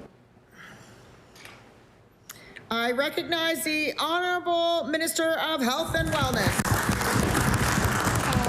Thank you, Madam Speaker. So certainly over the last number of years, there was a huge deficit when we started in this province. In 2021, Nova Scotians spoke loud and clear about what they wanted for healthcare, and they spoke again in 2024. We've invested generational amounts of money. We've raised the workforce. There's so much that we've accomplished, and there's so much more to do. So I'm not familiar with this case. It wasn't brought to me till it landed on the floor, of course, and so I'm happy to reach out and understand more about the case to see if we can support the individual. I recognize the Honourable Member for Cumberland North. Thank you, Madam Speaker. Just last week, this patient finally received a letter for a neurosurgery appointment in Halifax, scheduled for March 31st, 11 months after the urgent referral, and several months after he had already gone life-saving surgery in New Brunswick. Madam Speaker, I will table this correspondence because the words in it matter. An administrative staff member within the system just last week wrote, quote, "Our healthcare system certainly has many broken parts." These are not my words, Minister. Madam Speaker, these are the words from inside our very own healthcare system. So my question to the minister is, does this minister believe this is an acceptable outcome for Mr. Digdon and Nova Scotians? I recognize the Honourable Minister of Health and Wellness. Thank you, Madam Speaker. And certainly, as I said, we have invested in healthcare. We know that it's important to Nova Scotians. It's very, very personal. We want to work with healthcare providers. We want to make sure that they have the tools that they need to provide the very best care to Nova Scotians. We want to improve access for Nova Scotians. These are compassionate folks working in the healthcare system. They are skilled. They are folks that we should be proud of. And of course, whenever the system does not respond in a way a patient or a family expects, we want to understand that. And so certainly, we work very hard to understand when the system does not work the way it should. We'll continue to do that to make improvements for Nova Scotia. I recognize the honourable member for Sackville-Cobequid. Labour leaders are speaking out against this government's cuts. Melissa Marsman, president of the Nova Scotia Federation of Labour, says this budget will lead directly to thousands of good jobs being eliminated over the next 4 years. This means less services for Nova Scotians, less jobs, less money flowing through our economy. And this government didn't even consult with workers and their unions before moving ahead with these cuts. Can the minister explain why workers will have to bear the brunt of his government's cuts? I recognize the Honourable Minister of Labour, Skills and Immigration. Thank you, Madam Speaker. Madam Speaker, I respectfully disagree with that statement. We're investing in workers. We're doing more with workers. We're investing in direct entry. We're investing in enhanced direct entry. We're investing in the Cape Breton Trades Exhibition Hall. We're investing in the minimum wage at the end of this year, not once, but twice. It will be 9 times since we took over and we raised it. We're here for workers, and we'll continue to be there.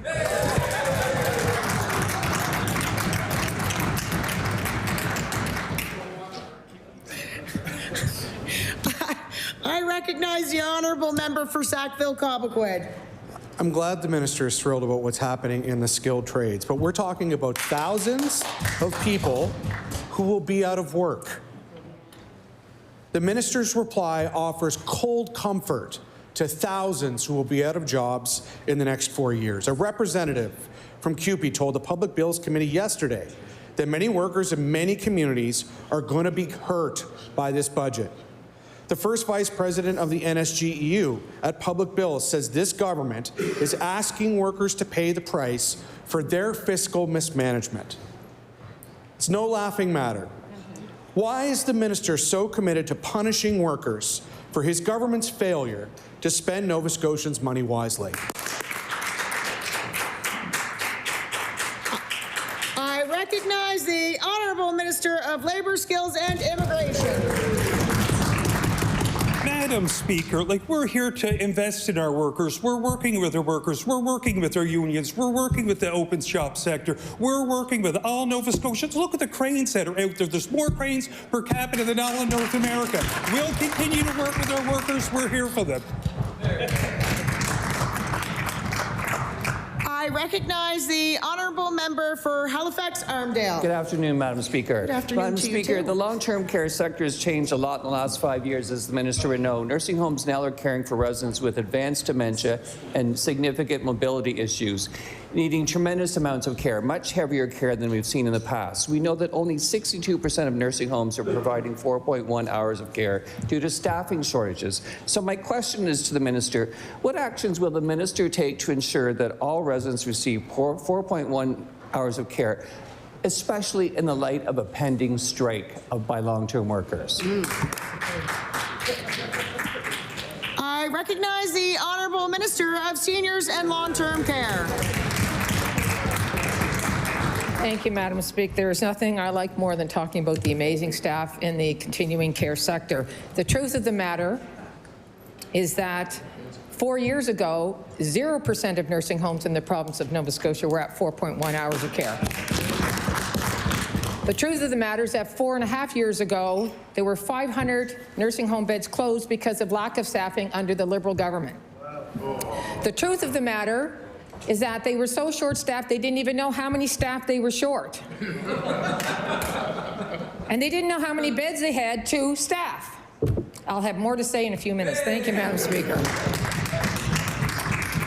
I recognize the honourable member for Halifax-Armdale. Madam Speaker, once again, I didn't hear an answer to my question. I wasn't here 4 years ago, and I don't really care what happened 4 years ago. So I'm going to ask As the minister knows, there are many nursing homes operating with deficits. This is mostly related to the rising cost of food and fuel. The government currently funds nursing homes $9.85 per day for 3 meals and 2 snacks. This is not kept up with inflation. So my question to the minister, will the minister in this budget increase funding to provide nursing home residents with the help they need to meet their basic needs? I recognize the Honourable Minister of Seniors and Long-Term Care. Thank you, Madam Speaker. The truth of the matter is I spent 2.5 hours last night telling that member and this legislature we were not only meeting the needs of Nova Scotians, we were exceeding the Nova Scotian needs in our nursing homes. We raised the staffing level to the highest in the country. We are opening up another 320 new nursing home beds. That's in addition to the 1,000 that we've already done. The wait list to get into long-term care is less than half what it was 4 years ago. The injury rate is down 14%, the lowest in the province. Order, please. Order, please. I recognize the Honourable Minister of Labour, Skills and Immigration. Madam Speaker, while expressing my deep appreciation for workers, I retract the direction of my hands. Wow. Thank you, although I think you pointed at the member for Cole Harbour, Dartmouth. I recognize the Honourable Member for Halifax Atlantic. Thank you, Madam Speaker. During question period, the Leader of the Official Opposition referenced a document that talked about housing and childcare costs, and when she tabled it, it actually did not have anything to back up her comments around 50% increase to childcare, and I just asked that the member table that document. Okay, it's not a point of order, but I do ask that the member maybe check the check the document and table the proper document. Opposition business. I recognize the Honourable Leader of the Third Party. Hey, thank you, Madam Speaker. Madam Speaker, would you please call the order of business private members public bills for second reading? Public bills for second reading. I recognize the Honourable Leader of the Third Party. Thank you, Madam Speaker. Madam Speaker, would you please call Bill 221? Bill 221. I recognize the Honourable Member for Sydney, Member 2. Thank you, Madam Speaker. Madam Speaker, I'm honored to rise in my place. 221. Yeah, so we're very happy it's our opposition day. It's kind of like a leap year for us. But this is an opportunity for us to bring forward some legislation that is not only important for our caucus, but important for everybody in this chamber. And this is one of those pieces of legislation. This is one of those pieces of legislation that has been excuse me, Madam Speaker, it's Bill 221. Victim Services Act? No, Nova Scotia NSP Return on Equity. 221. Sorry, 221. Sorry, Bill 221. Do we need to raise that? I don't know if I said that. Yeah, so Bill 221, Nova Scotia Power Return on Equity is what we're talking about, Madam Speaker. And this, what's 211? Okay, it's wrong in my book. 211, the Nova Scotia Power Return on Equity. So, sorry, folks, that's my mistake. But anyway, this is a topic, Mr. Chair, that's important to everyone, and especially with the announcement that was coming out, the decision that came today. Where Nova Scotians are going to again absorb another power rate increase in an environment where the cost of living is devastating for people. We're seeing, because of global events too as well, Mr. Chair, the price of fuel is going up drastically, which in turn, as we know, drives the prices of a lot of things that Nova Scotians would use and consume every day. So the point of the purpose of this bill, Mr. Chair, is that, as we all know, the return on equity for Nova Scotia Power is currently at 9%, which has been debatable for a very, very, very long time. We argue that in this bill that it should not be that much. We believe that, and this is not just based on our opinion, this is based on the opinions and the presentations that actually came out of the Department of Energy itself when it came to the presentation, Mr. Chair. And I do have the report here that I can table, and I apologize if I don't have it right away, but we'll make sure. Because when when the department actually presented to the board on this. I'll just give a tidbit of it here, Mr. Chair. When weighing the merits of this application, the department asks that the board remain mindful that Nova Scotians continue to feel the impact of rising electricity rates amidst an already challenging cost of living environment. Respectfully request the board specifically focus on the following. So the department submits that Nova Scotia Power's ROE should be set at 7.6%. as recommended by Dr. Cleary. This is less than the 9% ROE Nova Scotia Power currently receives and will reduce ratepayer burden, ultimately saving ratepayers money. And I can table that, as I said, Mr. Chair. Dr. Cleary's evidence to the Energy Board as well. Dr. Cleary is a finance professor at Queen's, for folks that don't know, and has appeared as an expert witness and consultant on energy matters across Canada, including here, Mr. Chair, in Nova Scotia. His argument is very detailed, robust, and ultimately straightforward. And Mr. Chair, Dr. Cleary analyzed how much it was reasonable for Nova Scotia Power to expect as a return on its equity, as it's currently set at 9%. Dr. Cleary also laid out a very convincing argument that the 9% figure is too high to expect as a rate of return. Utilities are not risky investments. They have guaranteed customers and existing infrastructure. Yet even given that, Nova Scotia Power expects a constant return of 9% each year. We disagree.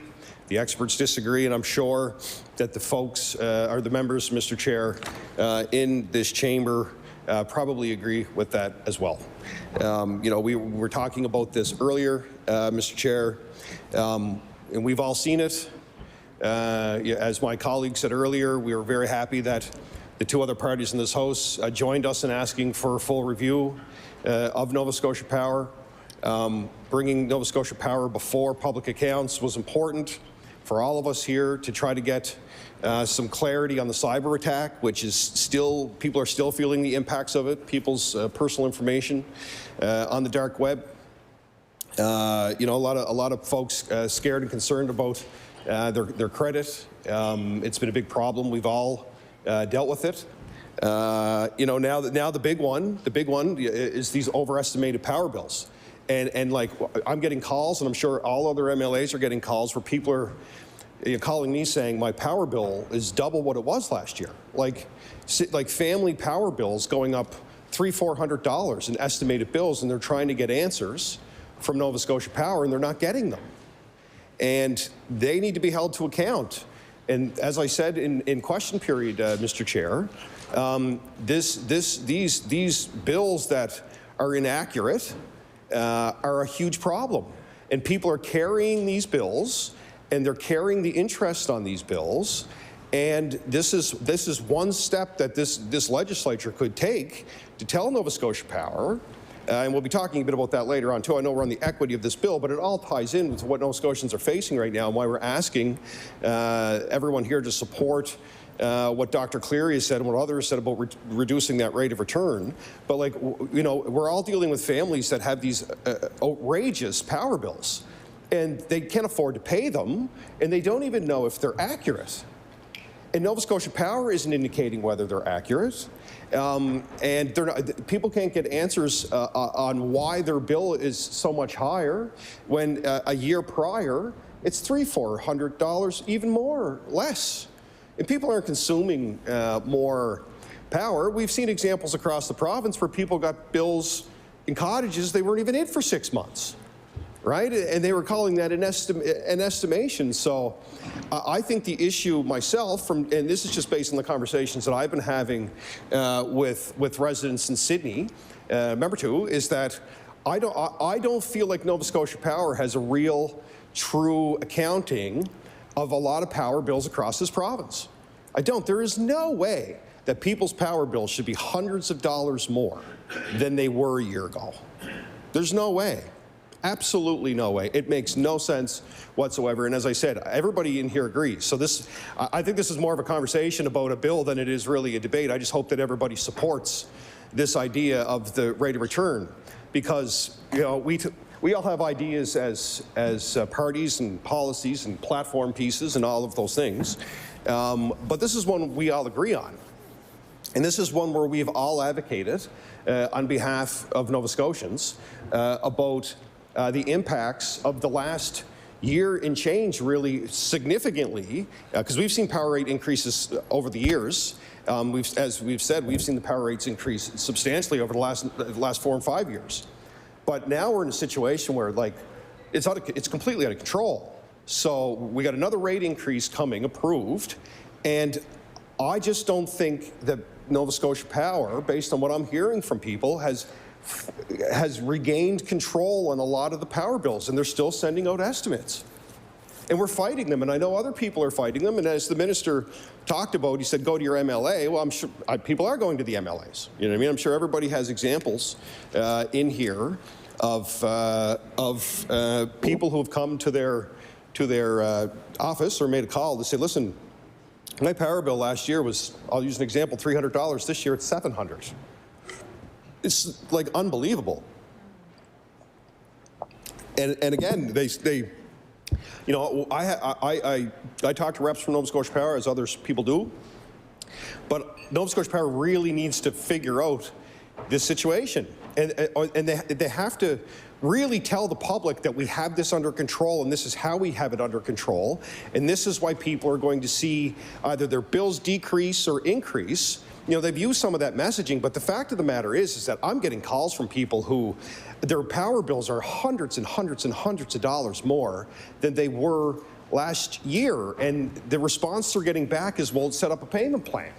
And it's like, well, no, hold on. Like, we need to figure this out. Like, we need to figure this out for people who are absolutely struggling to put food on the table and to support their families. So, you know, back to Bill 221, this is one piece, I believe, Mr. Chair, that can help. This is, as I said, this is something that we all agree with, but I'm not coming in here as a liberal policy. This is a MLA, like, regardless of political stripe, the Department of Energy presented to the board, and their recommendations, based on Dr. Cleary, were to reduce that from 9 to 7.6%. which ultimately would save Nova Scotians money and put more money in their pockets, and actually reflect the fact that we're in a situation, utility has guaranteed customers, they have infrastructure, yes, that they have to upgrade, but a rate of return of 9% in an era where it's really, now mind you, the Mersey River thing is the beginning of change. And as I said, that was a bill that was passed in 2013, and it's amazing how bills that will pass years previous end up playing a big significant part in the province over 10 years later, which is great. It's great to see. Well done to all the proponents. And I'll give credit where the government doesn't, but I'll give credit to the federal government, because it was the federal government who gave the money, and they supported the project. So to Bill 221, I got a few minutes left here. I would just implore that, like, as we talk about some of these bills today, they're policies of ours as a caucus, but they're ultimately things that can really help Nova Scotians that I think we all believe in. I think that and this is one of them. This is one of them where this can be changed. This is something that can be changed. This is something within the realm of government that could be looked at, that could be debated, and that could help people. This has been one of the biggest debates with the utility for decades, really. The utilities had a monopoly. They still, for the most part, do, Mr. Chair. They're ultimately, everyone's has been a customer of Nova Scotia Power, whether you're a resident or you're a business. They have been our utility. There's lots of things we can debate about Nova Scotia Power as they try to transition. We've all had our frustration over the last number of years, trying to support residents who've really been impacted by the cybersecurity breach and the failure, in my opinion, to relay the solutions that are necessary to people. We're now into a new one with these overestimated bills, which we've been talking about now for a year. And now we're into another rate increase, which is unfortunate. Because I would argue that that rate increase, nothing, number one, Nova Scotians can't afford it. And number two, I fundamentally feel, based on the conversations that I've had with residents in my community, that Nova Scotia Power does not have a handle on those power bills. And they're still estimating. There's a lot of interest on those, and people should be compensated. They should be compensated for the stress, for the time it's taken to get any kind of bill or clarity. Well, they don't have clarity in a lot of cases, but it's just something is off when people are getting these bills that are hundreds and hundreds of dollars more than they should be. And in this bill, as I said, this is one way that we can do it. This is the kind of change that, Mr. Speaker, Nova Scotians are demanding from all of us. And as I said, all parties can tackle the challenge. We continue as a caucus, Mr. Chair, to put together, real solutions that we think can help. This is one of them, and this is one that I think that the government can tackle. This guaranteed rate on equity. So let's bring their profits back down to earth, Mr. Chair, and ensure that Nova Scotians aren't paying an exorbitant guaranteed rate of return for stakeholders. It's a good idea. It comes from research, and it's endorsed by the Premier at times. And I would encourage the government to really pass this bill today. It's something that can be done, and I do want to thank the Department of Energy for bringing that proposal forward. I had the privilege of being the minister of that department for over 3 years. They're good people. They know their stuff, and they care about Nova Scotians. And again, as I said, this bill isn't our recommendation. This is something we support, of course. This is a direct recommendation of the Department of Energy, which is endorsed by the Energy Minister and which is endorsed by the Premier of this province. So, to the government members, support your Premier, support your Energy Minister, and support this bill. Thank you, Madam Speaker.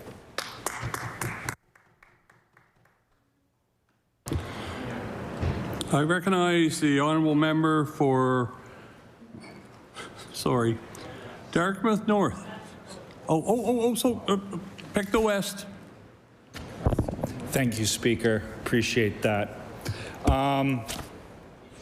Look, to be quite frank, we're not happy with the Energy Board's decision today.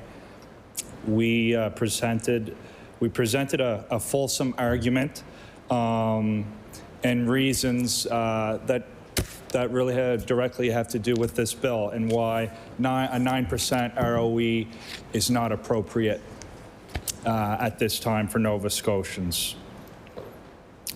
But should legislation override an independent board, an independent body? No. It creates uncertainty. Uncertainty at a time when we are trying to attract new industry, new investment, and create new industry and opportunities here in our province. Let's quickly touch on Nova Scotia Power's performance in the past little bit. Honestly, like in the context of power outages for homes and businesses, billing and service fallout from last year's cybersecurity breach, which is still not fully resolved, and not to mention the risk incurred by customers whose private information was taken from them. We've been very clear from the start, now is not the time for a power rate hike. And our government made that position known directly to the Energy Board.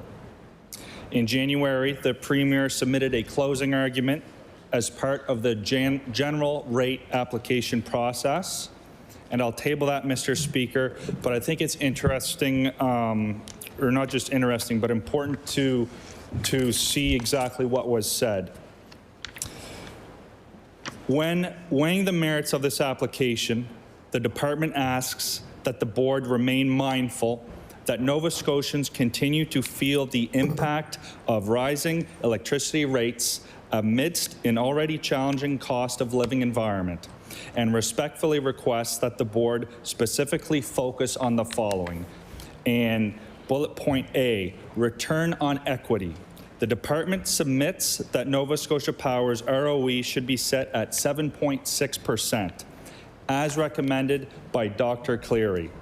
This is less than the 9% ROE Nova Scotia Power currently receives and will reduce ratepayer burden. Furthermore, and in respect to return on equity, the department submits that Nova Scotia Power's ROE should be set at 7.6%, as recommended by Dr. Cleary. Even if the board rejects the rate increase application, this ROE adjustment should be made and applied going forward. Interestingly, the closed-door consensus agreement panel concluded that it was appropriate to recommend that Nova Scotia Power continue to enjoy the existing 9% ROE. It is hard to understand this conclusion in the face of Dr. Cleary's presentation. It is possible the parties to negotiations did not critically assess ROE in their discussions, and the continuation of the existing ROE was simply assumed to permit negotiations to focus on other priorities. We don't know their thought process there. Still, the board must determine the most appropriate outcome considering public interest. A higher ROE is clearly in Nova Scotia Power's interests, but it is not in the public's interest that ratepayers are asked to pay more. This is particularly the case where ratepayers contribute to Nova Scotia Power's returns, despite poor reliability performance, including continually failed SAIDI and SAIFI standards, most notably in rural Nova Scotia. Much of Nova Scotia is rural, and power outages can deprive ratepayers not only of light and heat, but also access to well water. Nova Scotia Power should not be permitted to earn more by delivering less. And Nova Scotia Power did not offer any rebuttal to Dr. Cleary's evidence. Dr. Cleary offers the best evidence in this proceeding with respect to appropriate ROE, noting that Nova Scotia Power has, since 2012, earned its allowed ROE on average, exceeding the allowed ROE in 8 of 12 canvassed years. I'll get this to you at the end, Mr. Speaker. So that is the submission that we made to the Nova Scotia Energy Board, and we thought it was very fair and in the interest of Nova Scotians. And that is the due process. They are an independent body, taking politics out of it. They assess the information presented that we make on behalf of Nova Scotians. So Dr. Sean Cleary, he gave evidence to the Energy Board that the return on equity allowed for NSP is too high, and recommended the 7.6% return that we're hearing referenced today. So the Energy Board, on its website, it describes their purpose as follows: to ensure customers receive safe and reliable service at just and reasonable rates. Mr. Speaker, it's important to recognize that the Energy Board is an independent regulator. So its role is to ensure customers receive safe and reliable service at just and reasonable rates. That independence exists for a reason: to ensure decisions are made based on evidence and not political interference. It's not appropriate for government to interfere in their decision-making process, especially when we are trying to create certainty, attract new investment, and grow our economy. What we can do and what we have done is modernize the mandate under which the Energy Board operates. Those changes took place when the Energy Board was moved out of the former UARB. Now the Energy Board is required to factor in its decision-making, affordability, and climate change, which brings me to speak about what this debate is really about, and that's affordability. Nova Scotians are struggling right now, and that's why today's Energy Board decision is out of touch. But I will share a few details about the measures that government has taken to protect ratepayers from increases. We have invested more than $250 million in energy efficiency initiatives since we took office. And we all know the cheapest energy is the kind that you don't have to use at all. So to that point, I'll say there's been some great programs used to insulate homes, upgrade windows, and to make homes more tight. In 2024, government bought $117 million of NSP's fuel adjustment mechanism, allowing for a 10-year repayment rather than upfront cost. And we also negotiated with the federal government to secure a $500 million loan guarantee for Nova Scotia Power, addressing the remaining fuel adjustment mechanism balance. Together, these two actions, they've protected ratepayers from a 19% rate increase. We are committed to protecting ratepayers. Today, the best path forward is to create more competition in our energy market. Nova Scotians deserve reliability, transparency, fairness, and choice. And that work is underway today. We have a power system that's transforming in an affordable way. Soon, ratepayers won't have to bear the cost of expensive fuels like coal. As more wind comes online, our grid will be flooded with the cheapest form of energy on the market. And much of that wind is already under construction, Mr. Speaker. And private companies are helping to build generation capacity, not only Nova Scotia Power. One example is the Benjamins Mill wind farm, owned by Natural Forces, which successfully reached commercial operation this past December. And we have more wind coming online by 2028. Higgins Mountain, Weavers Mountain, Wedgeport, and Goose Harbor Lake wind projects. These wind farms will collectively add 480 megawatts of clean, affordable energy onto our grid. And there will be more. You got her. We are breaking the monopoly. It's not just NSP selling electricity anymore. Renewal, a new utility company, is licensed to sell clean power directly to customers in Nova Scotia. And guess what, Mr. Speaker? Anyone in Nova Scotia can register online as a business or a residential customer at renewalenergy.ca. And, you know, we've spoken about this amazing project. It's an icebreaker for sure. And credit is where credit due. It started a while ago, and it's gone through several governments. But guess what? It's online now, so I think we can be happy for all Nova Scotians at this time. There we go. So, all right. The Nova Scotia Power monopoly is breaking, and this is just the start. Our government created an independent energy systems operator, and they you know what, they're going to be taking care of procurement that meets the needs of ratepayers through a competitive process rather than padding NSP's bottom line. And we're seeing big changes on our grid as we transition to a new way of moving electricity.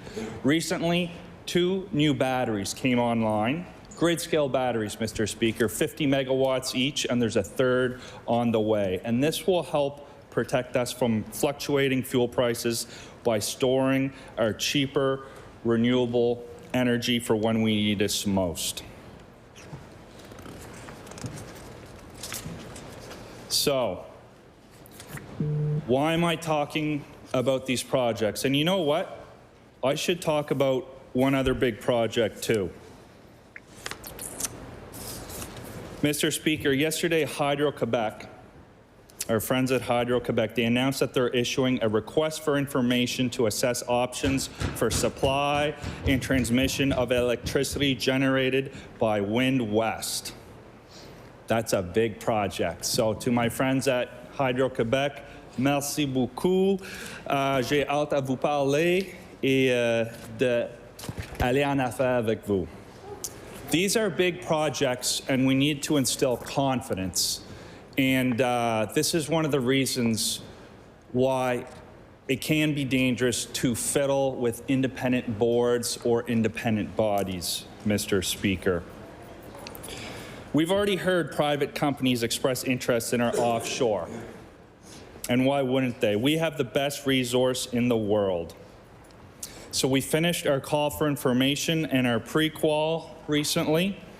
And we're looking forward to a call for bids in the near future. And all of this to say that we're on our way to becoming an energy superpower.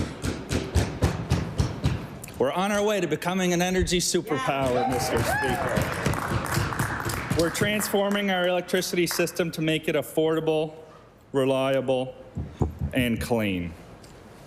And to try to tie it back to this bill, look, we totally agree. ROE at 9% at Nova Scotia Power, as our submission to the Energy Board has shown, we believe it should be at 7.6% as an academic has presented. However, the board is independent. It needs to remain free of legislation and political interference, Mr. Speaker. We can't overrule judges. We shouldn't be overruling these boards that have taken, so long to set up. We got to work within the system that we have here in our awesome province. So we will work with Nova Scotians within the framework, and we will continue to defend Nova Scotians and build up our energy grid and to fight for affordability. Thank you, Mr. Speaker.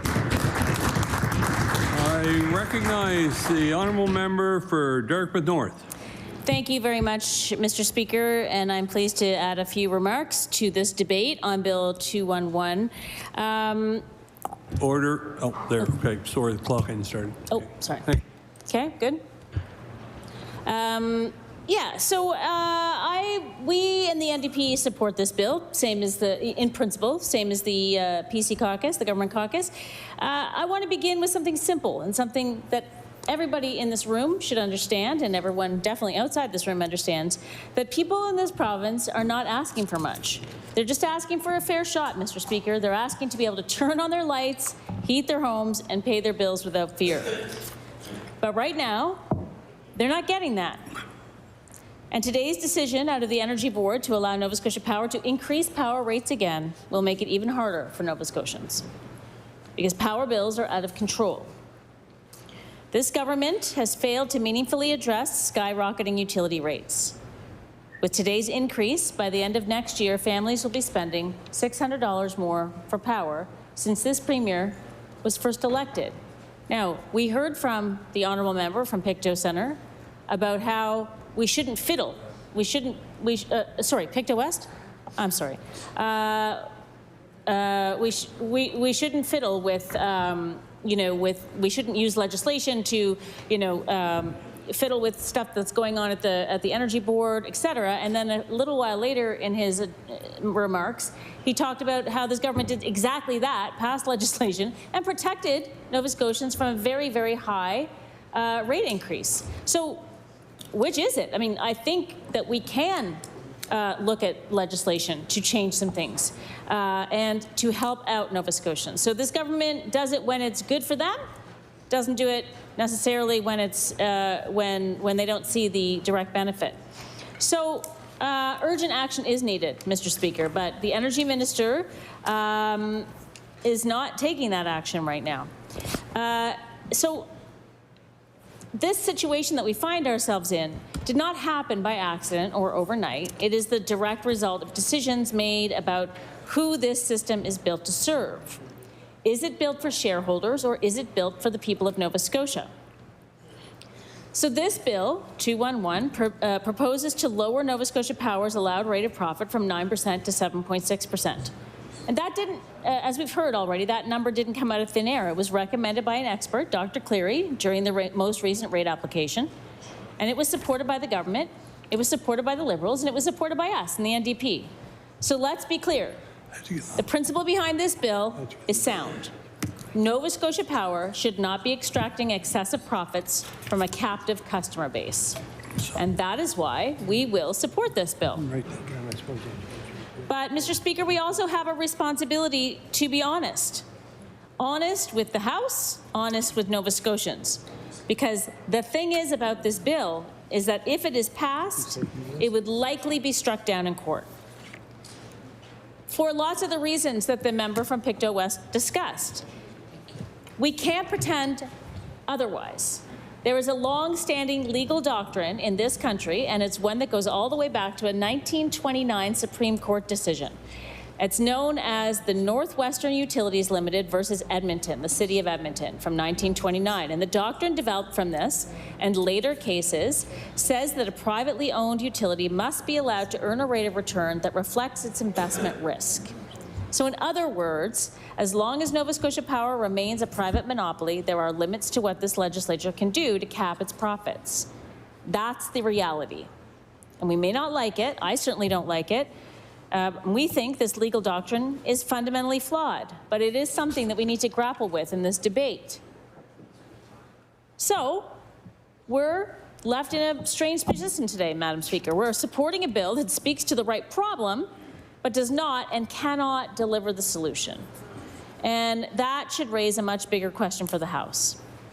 If we cannot meaningfully control profits under private ownership, then why are we still clinging to a privatized system? Madam Speaker, let's talk about what Nova Scotians are actually experiencing. Since this government took office, power bills have already increased by hundreds of dollars per year. And with the latest rate decision, they are on track to increase by $600 annually by 2027. That's not a small increase. That's the difference between getting by or falling behind, between keeping up or going in debt, between paying your power bill or paying for groceries or paying your rent. Meanwhile, Nova Scotia Power is doing just fine. In 2023, it made $141 million in profit. And under the current trajectory as proposed in the recent approved rate application, that is expected to rise to $212 million by 2027. A 50% increase in just 4 years. That's profit we're talking about, profit.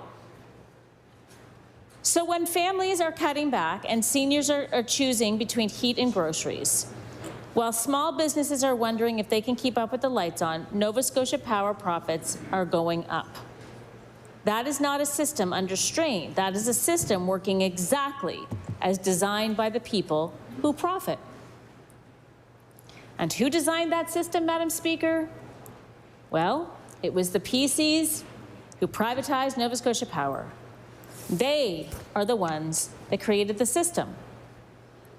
But, Madam Speaker, we must talk about what Nova Scotians are getting in return. Are they getting world-class reliability? Nope. We in this chamber were affected by an inexplicable power outage yesterday or the day before. The days are running into each other. It was not a bad day out, and yet we didn't have any power in here. For 8 years in a row, Nova Scotia Power has failed to meet reliability standards. There was at least one unplanned outage nearly every single day last year. And the utility was fined $1 million. And for a company on track to make over $200 million a year, that's not accountability. It's a rounding error that they write off as the cost of doing business.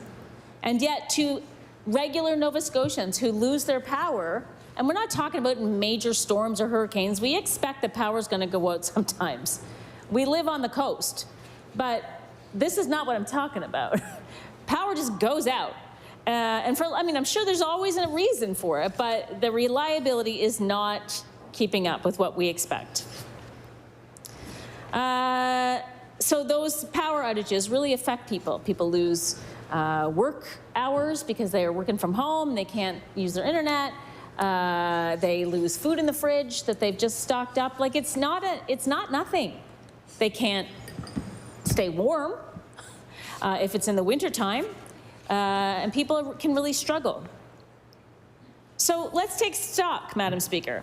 We have higher bills, we have rising profits, we have declining reliability, and we have a regulatory system that seems unable or unwilling to fix it.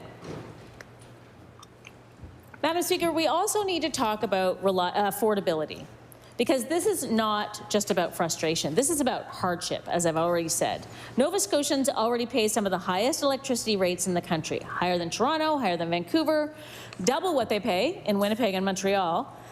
And nearly half of Atlantic Canadians say that they are within $200 of not being able to pay their bills each month. That's scary. One unexpected expense, one bad month, and everything starts to unravel. But the government's response to this, Madam Speaker, they cut the Heating Assistance Rebate Program. They kicked 46,000 people off the program at exactly the moment when people need them the most. Madam Speaker, this issue didn't just happen in a vacuum. It's the legacy of privatization. Back in 1992, Nova Scotia Power was sold for less than it was likely worth, without a proper cost-benefit analysis. And since then, billions of dollars have left this province in shareholder profits. Money that could have been reinvested in the grid, money that could have lowered rates, money that could have stayed here in Nova Scotia. So when we debate this bill, we should be honest about what it represents. It represents frustration. It represents the growing recognition that this system is not working. But it also represents a dead end.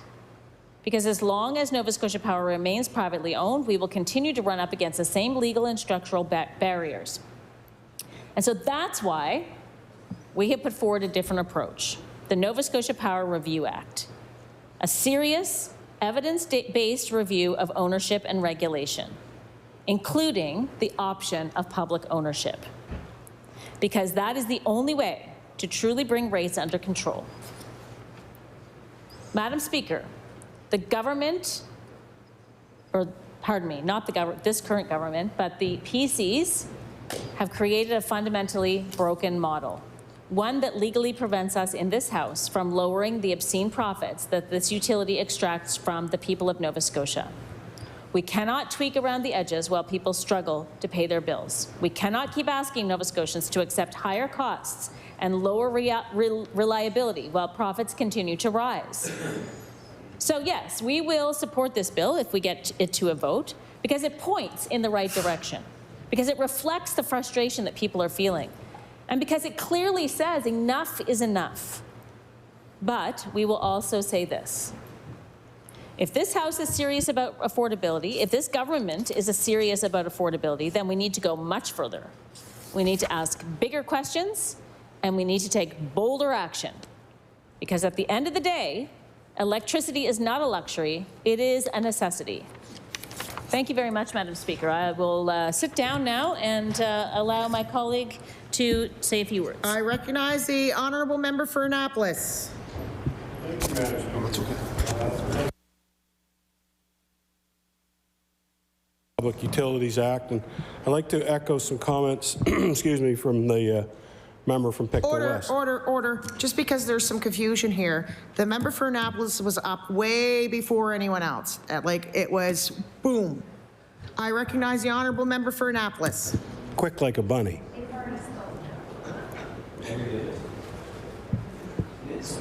I didn't speak.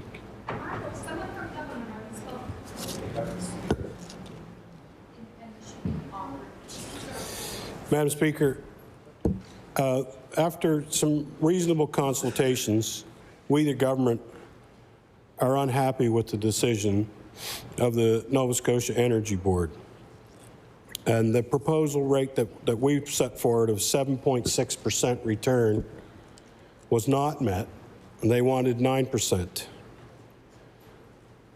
That's a pretty darn good return, and the ratepayers in Nova Scotia will have to pay more, even with the poor performance by the Nova Scotia Power Company, including less consistency in provision of power supply, less maintenance on the lines, down poles, rolling brownouts, resulting in loss of power and subsequently loss of water to homes.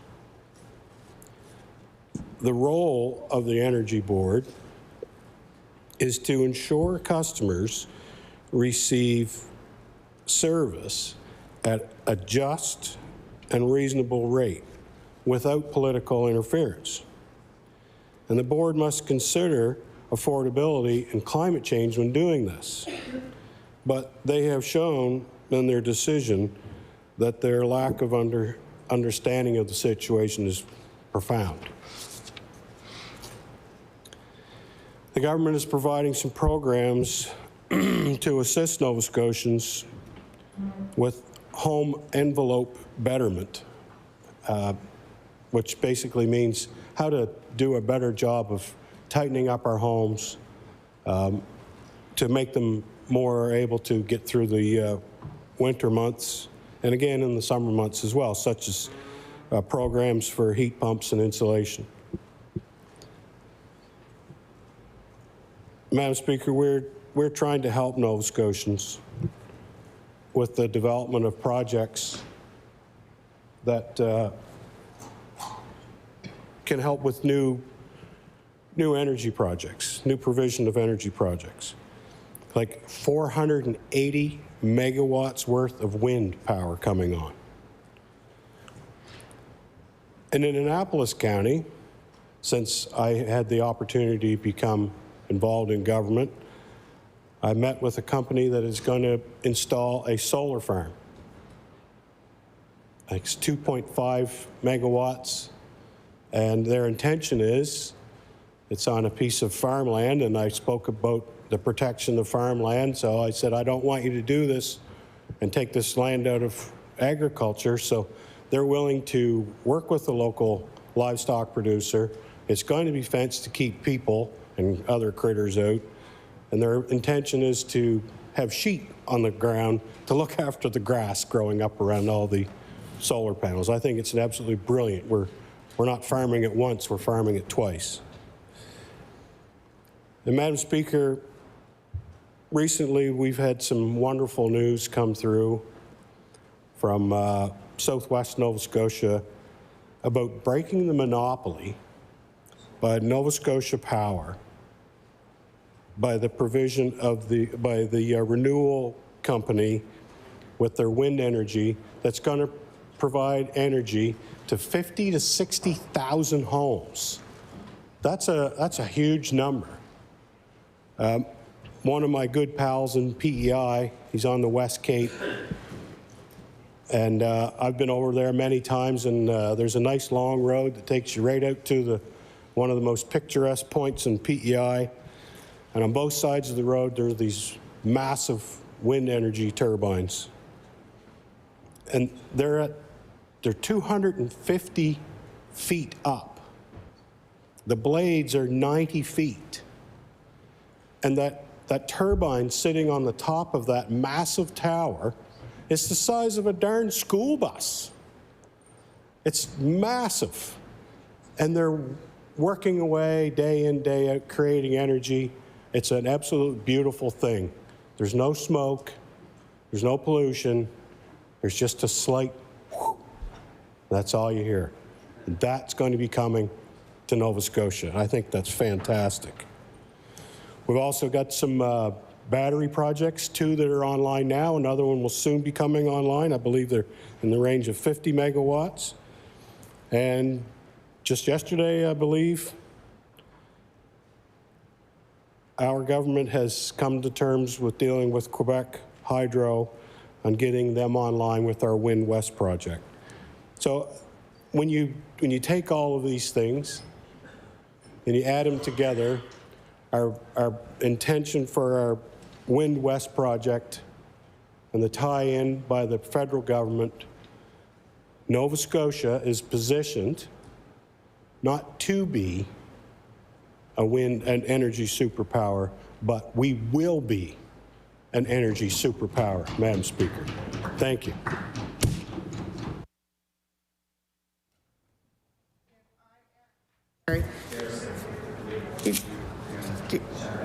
If I am to recognize the honourable member for Sydney Member 2, it will be to close debate. Are you doing the point of order? I recognize the honourable member of.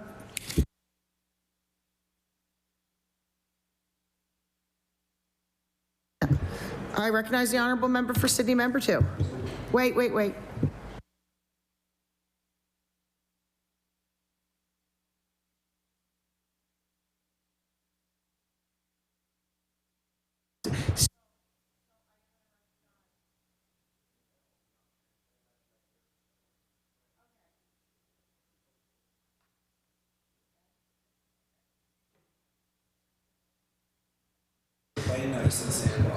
All right. I recognize the honourable member for Sydney Member 2. Madam Speaker, I move to close debate. The motion is to close debate on. The motion is to close second reading of Bill 211. There has been a request for a recorded vote. We will take a recess till the whips are satisfied.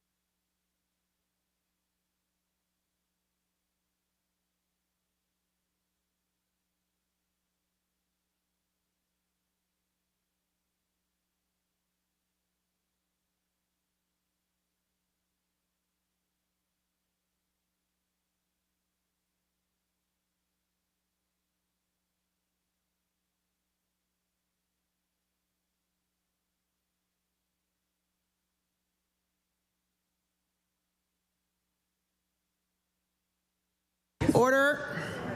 Order. There was a request for a recorded vote. I recognize the clerk to conduct such vote. Brian Comer. Nolan Young. No. Kim Maslin. No. John Lord. No. Brenda McGuire. No. Tim Houston. Barbara Adams. Michelle Thompson. No. Fred Tilley. No. Dave Ritzie. No. Twyla Gross. No. Tom Taggart. No. Brad Johns. No. Marco McLeod. No. Adegoke Fedare. Susan Corkum Greek. No. Leah Martin. No. Chris Palmer. No.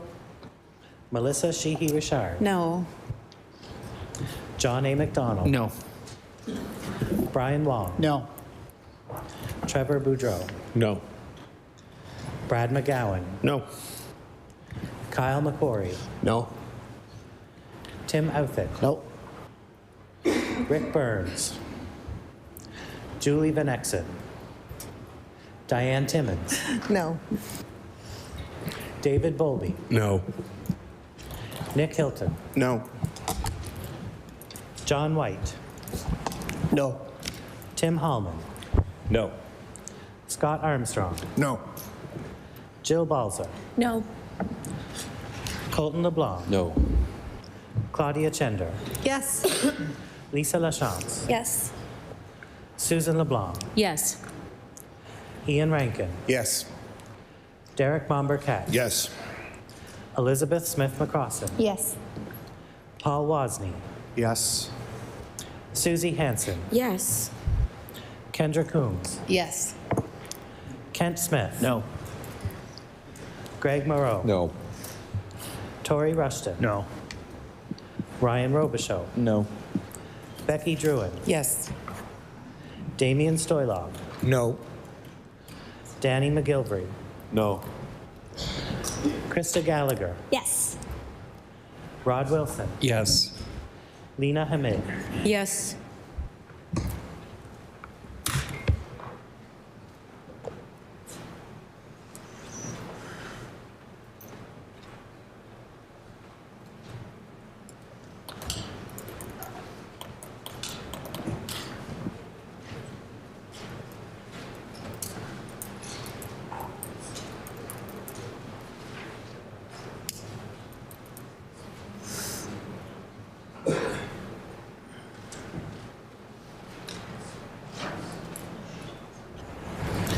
The results of the recorded vote are as follows.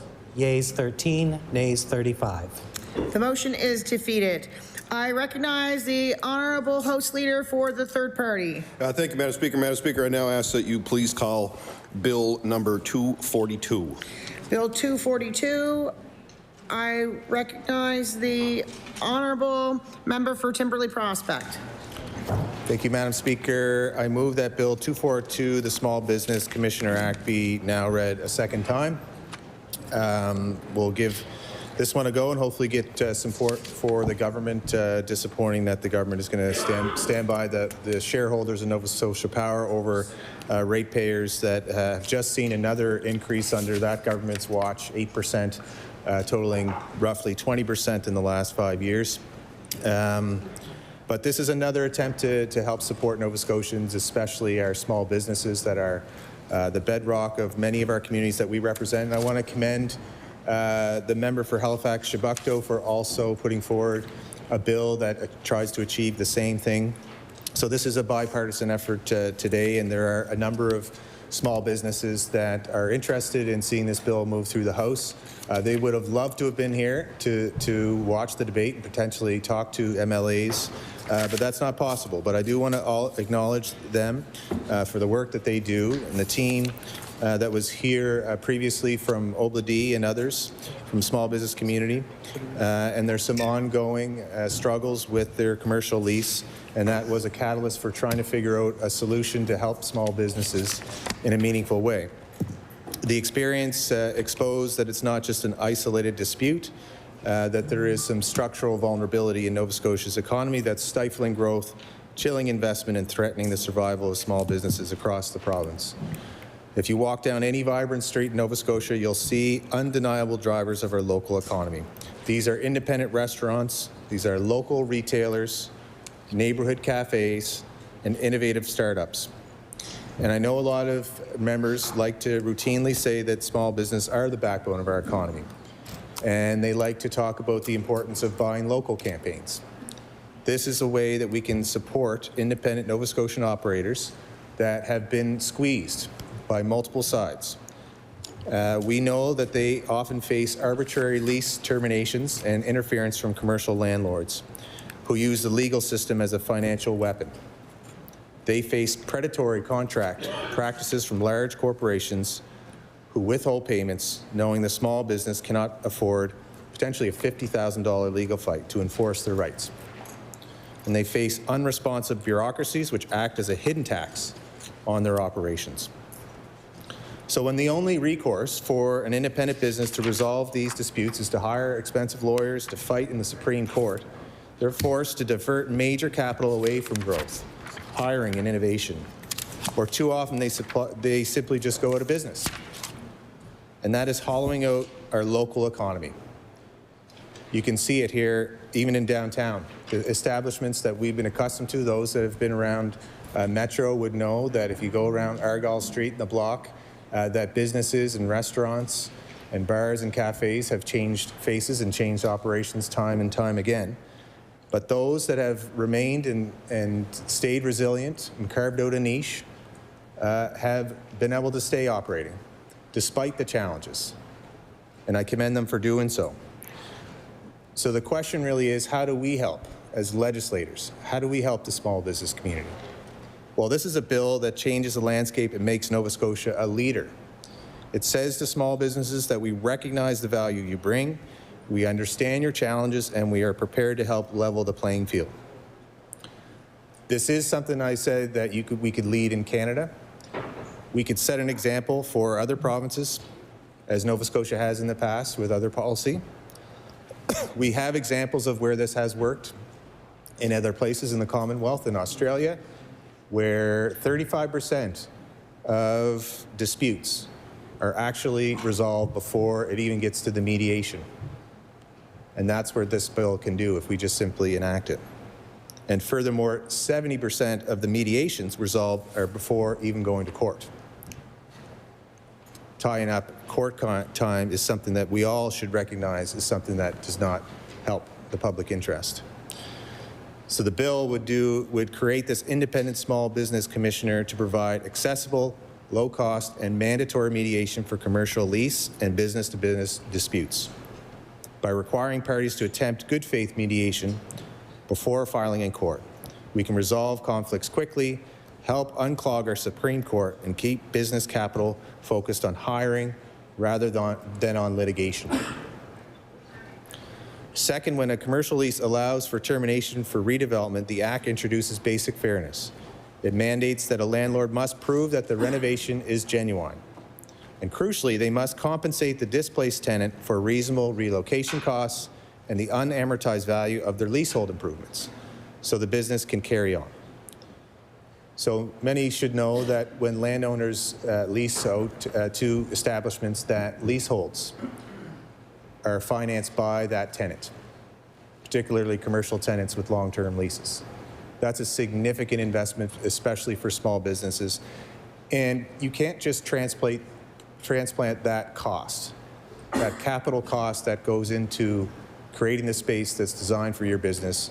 It's not as easy as just picking up where you started and moving to another location. This bill brings crucial contractual certainty to commercial leases. The first 5 years of a brick and mortar business require massive upfront capital expenditures. And if physical storefronts are not legally secure from arbitrary lease interference, the return on that investment plummets. This bill provides the certainty required to de-risk the incubation stage. When founders and lenders know their investments are protected, they will invest heavier, hire faster, and scale larger. That's the incremental value to the province. That's revenue. We talked a lot about revenue and expenses in this session, this budget session, where we know that the government is lacking on revenue growth, that they've given up revenue growth. But this isn't just about dispute resolution and fundamental fairness. It's a direct mechanism to achieve our province's core economic mandate, which is to create the conditions for more businesses to form and thrive, which could help with productivity that's lagging the rest of the country. So this is an easy one, to adopt this model and become the safest, most attractive jurisdiction in Canada to not only start a business, but grow your business and be safe from those predatory practices that large conglomerates can leverage on the little guy. After all, that's what we should be here for, to actually make change in the marketplace when market forces aren't there to protect businesses that are contributing to society. That is a market failure.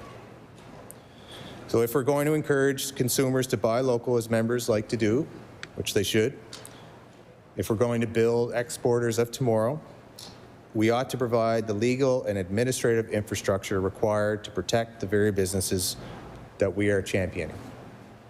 If we want to ease the court backlog, to actually have real important cases going through the court and not having important violent cases stayed, if we want to create the true conditions for growth and protect businesses, this is just one way that we can work together to the benefit of our economy.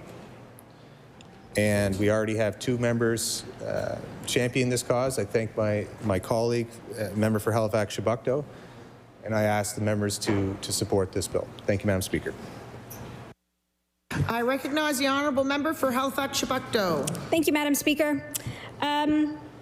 Madam Speaker, if you really want to know a place, if you really want to get to know it, get to know its pulse, you're not visiting the local chain restaurant. You're probably not going to Costco, though that is an experience on its own. But what you're really doing is you're visiting their storefronts. You're visiting the coffee shops, you're visiting the tiny garages, you're visiting their main streets, you're chatting with the business owners. That is where you find the pulse of place. We all have our favorite coffee shop in our hometowns, the ones that know your order and almost have it ready for you when you walk through the door. That feels good, feels nice. We get those in small businesses. Where would communities be without them? They're the foundations of our communities. And this bill recognizes that the foundation and the importance of small businesses. Today, I rise in support of Bill 242, an act to establish a small business commissioner and improve fairness in business disputes and commercial tenancy. And my colleagues stood up and said that this is a bipartisan effort. And in my speech of the second reading of the FMA, I told the floor that I was really hoping to be a part of something someday. Something in this House where everyone comes together in agreement, and I'm hoping that with the support of some government members and the support of my colleague, that maybe this is it. Maybe this is the thing that we can all come together and support on this floor.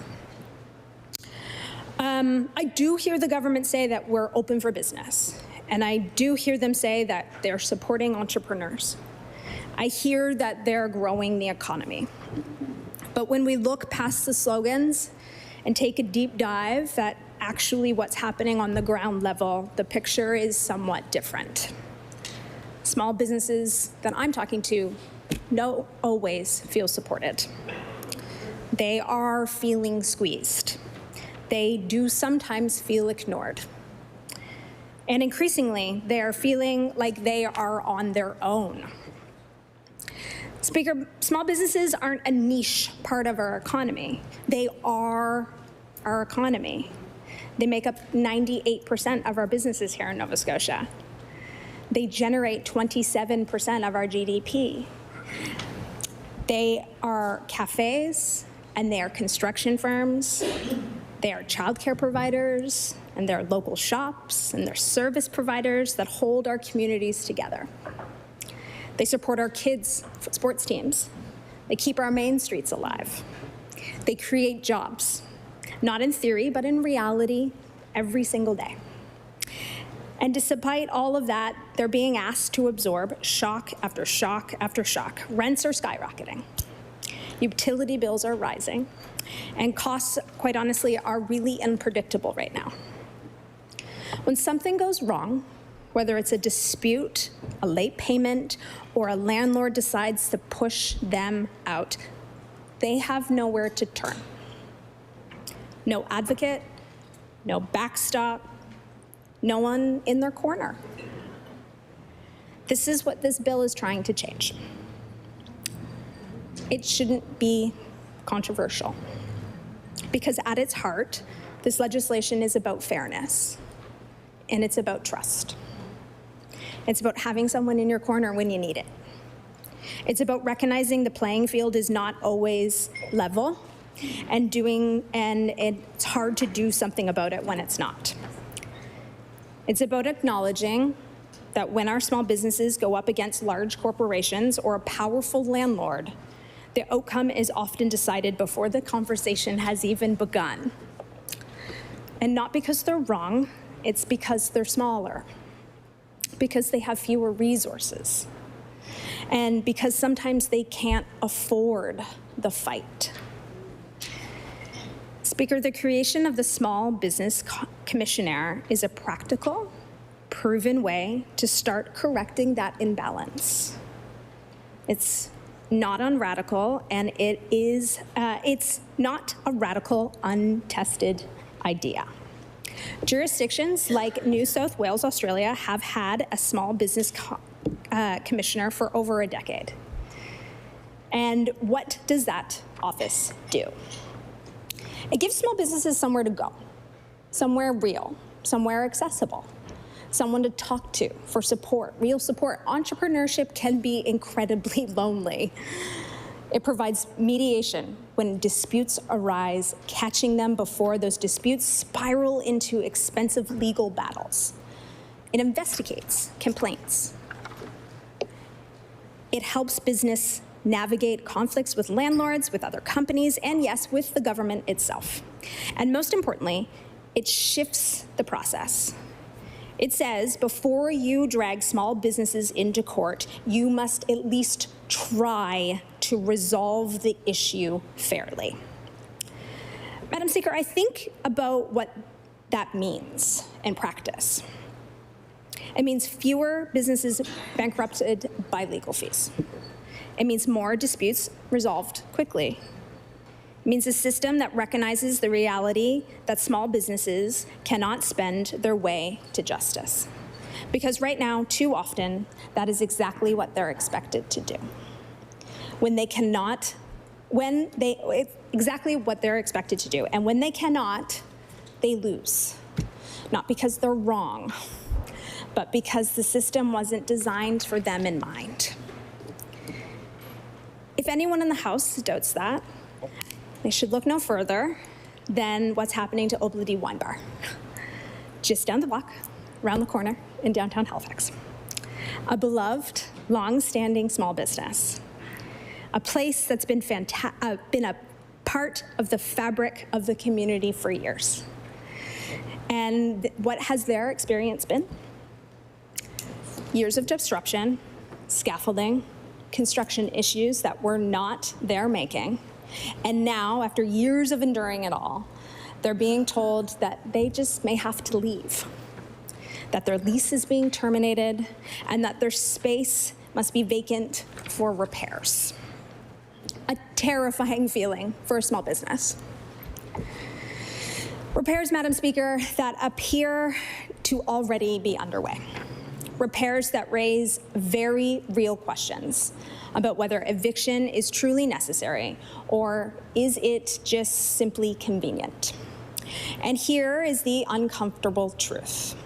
Without protections, without recourse, without an advocate, a small business in that position almost has no leverage. They can raise concerns, they can try to fight, but at the end of the day, the power lies elsewhere. And that's exactly what imbalance looks like. This is what the bill begins to address by requiring compensation in cases of eviction for redevelopment or major renovation. It introduces a basic principle. If you're going to displace a small business, you cannot just walk away from the consequences. You can't treat them as disposable, like another one will just follow behind them. This is not an isolated case, Madam Speaker. This is a pattern. Commercial rents have risen in the province dramatically, by 30% actually. Ask any small business owner what that means. It means anxiety. It means sleepless nights. It means, am I going to make payroll? Can I pay myself? Is the most common question I think small business owners ask. Can I afford to pay myself this month? Are the numbers still working? Can the doors stay open? What happens when the dishwasher breaks? And yet, what has been the response from government? Where is the urgency? Where is the support? Where is the action? Saying you support a small business is easy. Standing up for them when it really matters, that's the hard part, and that's when it counts. And there are other issues as well. There's the issue of late payments. This one does not get as much attention as it should. Because for many small businesses, it's the difference between survival and closure. Nearly half the business-to-business invoices in Canada are paid late. On average, those payments are delayed by about 10 days. Think about that. Imagine doing the work, putting your heart and your soul into your work, doing the work, paying your staff, buying the materials, meeting your obligations, and then waiting. And waiting, and waiting, and waiting for the money that you're owed. Large corporations can absorb that. Small businesses cannot. They're moving payments from line of credits to credit cards. Should I get another credit card so I can make payroll this month? Should I move things around? All just waiting for their payday. They still have to make payroll. They still have to keep the lights on. They still have to show up every day and deliver. So what happens? They stretch. They borrow. They take out that fourth credit card. They apply for the line of credit. They take on risk that they didn't agree to. They become, in effect, an interest-free lender to companies that are far bigger and far more powerful and far more better positioned than they are. And again, there's that imbalance. And sometimes they just don't survive. The sleepless nights of how to make payroll catch up. In Nova Scotia's construction sector alone, there are at least 35 businesses that go under every year because of late payments. It's not just a statistic, those are livelihoods, those are jobs, those are families. And this is what unfairness looks like in practice. And while Bill 242 does not solve every piece of that problem, it is a broader shift that is long overdue. I introduced a similar bill in this legislation that addressed the issue of late payments and offers broader tenancy protections to small businesses. But we are happy to support this bill from our Liberal caucus friends as it takes a small but meaningful step in the right direction. A shift towards recognizing that small businesses deserve rules that work for them and not just the rules that work for those of the most powerful. Madam Speaker, here is the bottom line. If we're serious about being open for business, then it has to be open for all businesses, not just the biggest, not just the well-connected, not just those who can afford teams of lawyers, but the small independent businesses that are rooted in community, the ones that can't just pick up and move, the ones that don't have a safety net, the ones that are taking real risks every day to build something. This bill is a step in the right direction. It creates an advocate. It creates a path for dispute resolution. We need a payment legislation with real teeth, so getting paid on time is not option, but it's the law. We need the government that does more than react when things go sideways. Madam Speaker, small businesses aren't asking for special treatment. They're just asking for a fair shot. They're asking for rules that recognize their reality. They're asking for a system that does not leave them outmatched before they even begin. Bill 242 helps to move in that direction, but it also communicates something important to small business owners. It says that fairness matters to us. It says that the imbalance is not acceptable, and it says that small businesses deserve to be heard. And that's why we will be supporting it.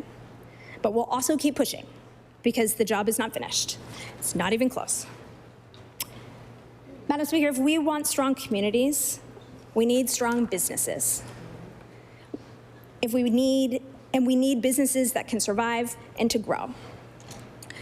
I want to stop calling small businesses resilient, and I want to introduce good policy that supports them. With action, with policy, with fairness.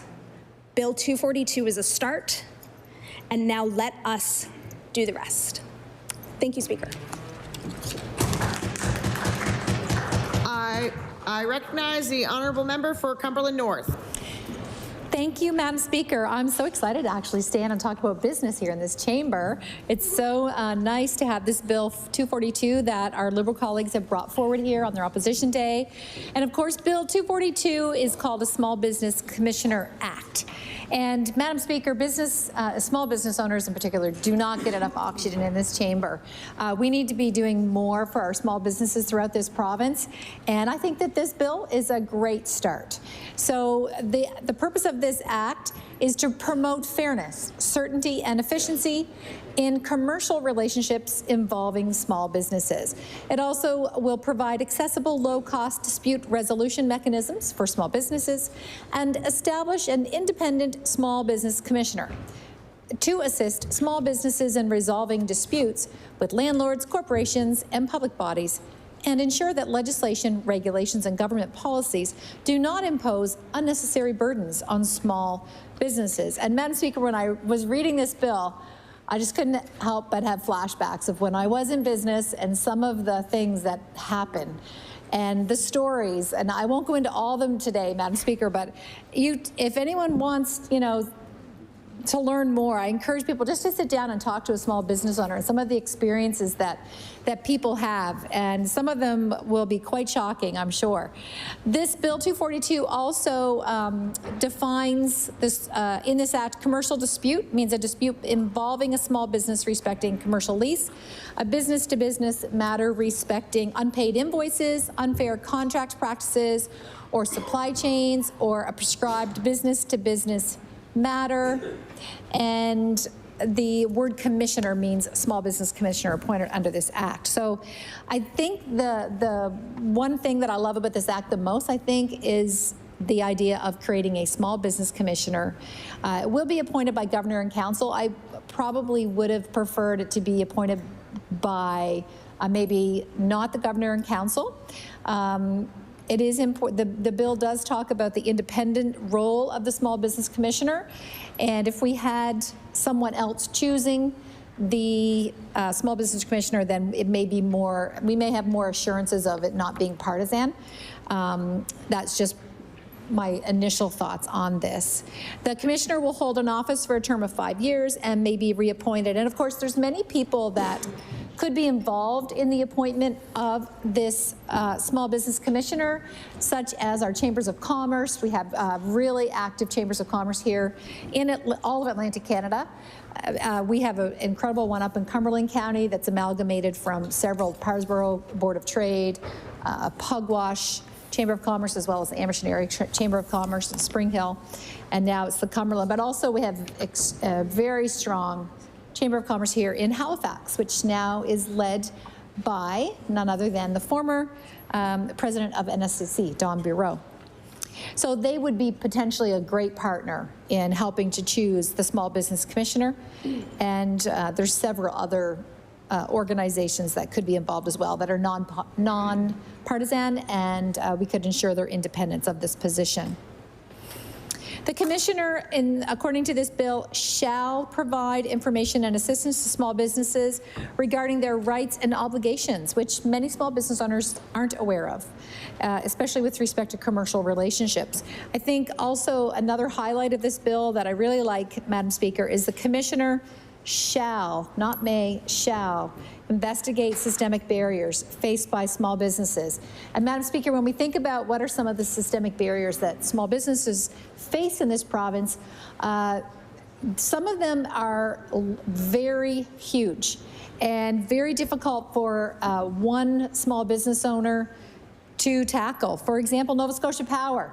They were the topic of the last bill here in the House, and although I will say I have a good relationship with the people that work within Nova Scotia Power, when my office or myself contacts them for help with an issue, big or small, they have been there very quickly to respond.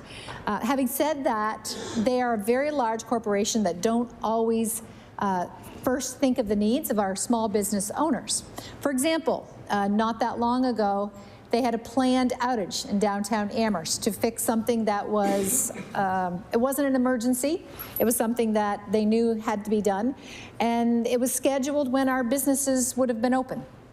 And in fact, our theater, local theater owned by Mikhail Manzor, he had a very special viewing planned that night at the Amherst Theater. It was a play written honoring the Black Battalion, Construction Battalion, and it was written by Dale Fothrop, one of our former town councillors and local leaders.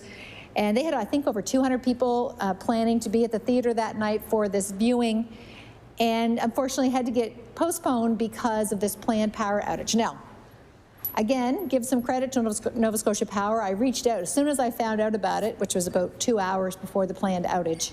I contacted them, and they did, the last minute, change the scheduling of that planned outage. But it was too late. The theater production had to get postponed to another date.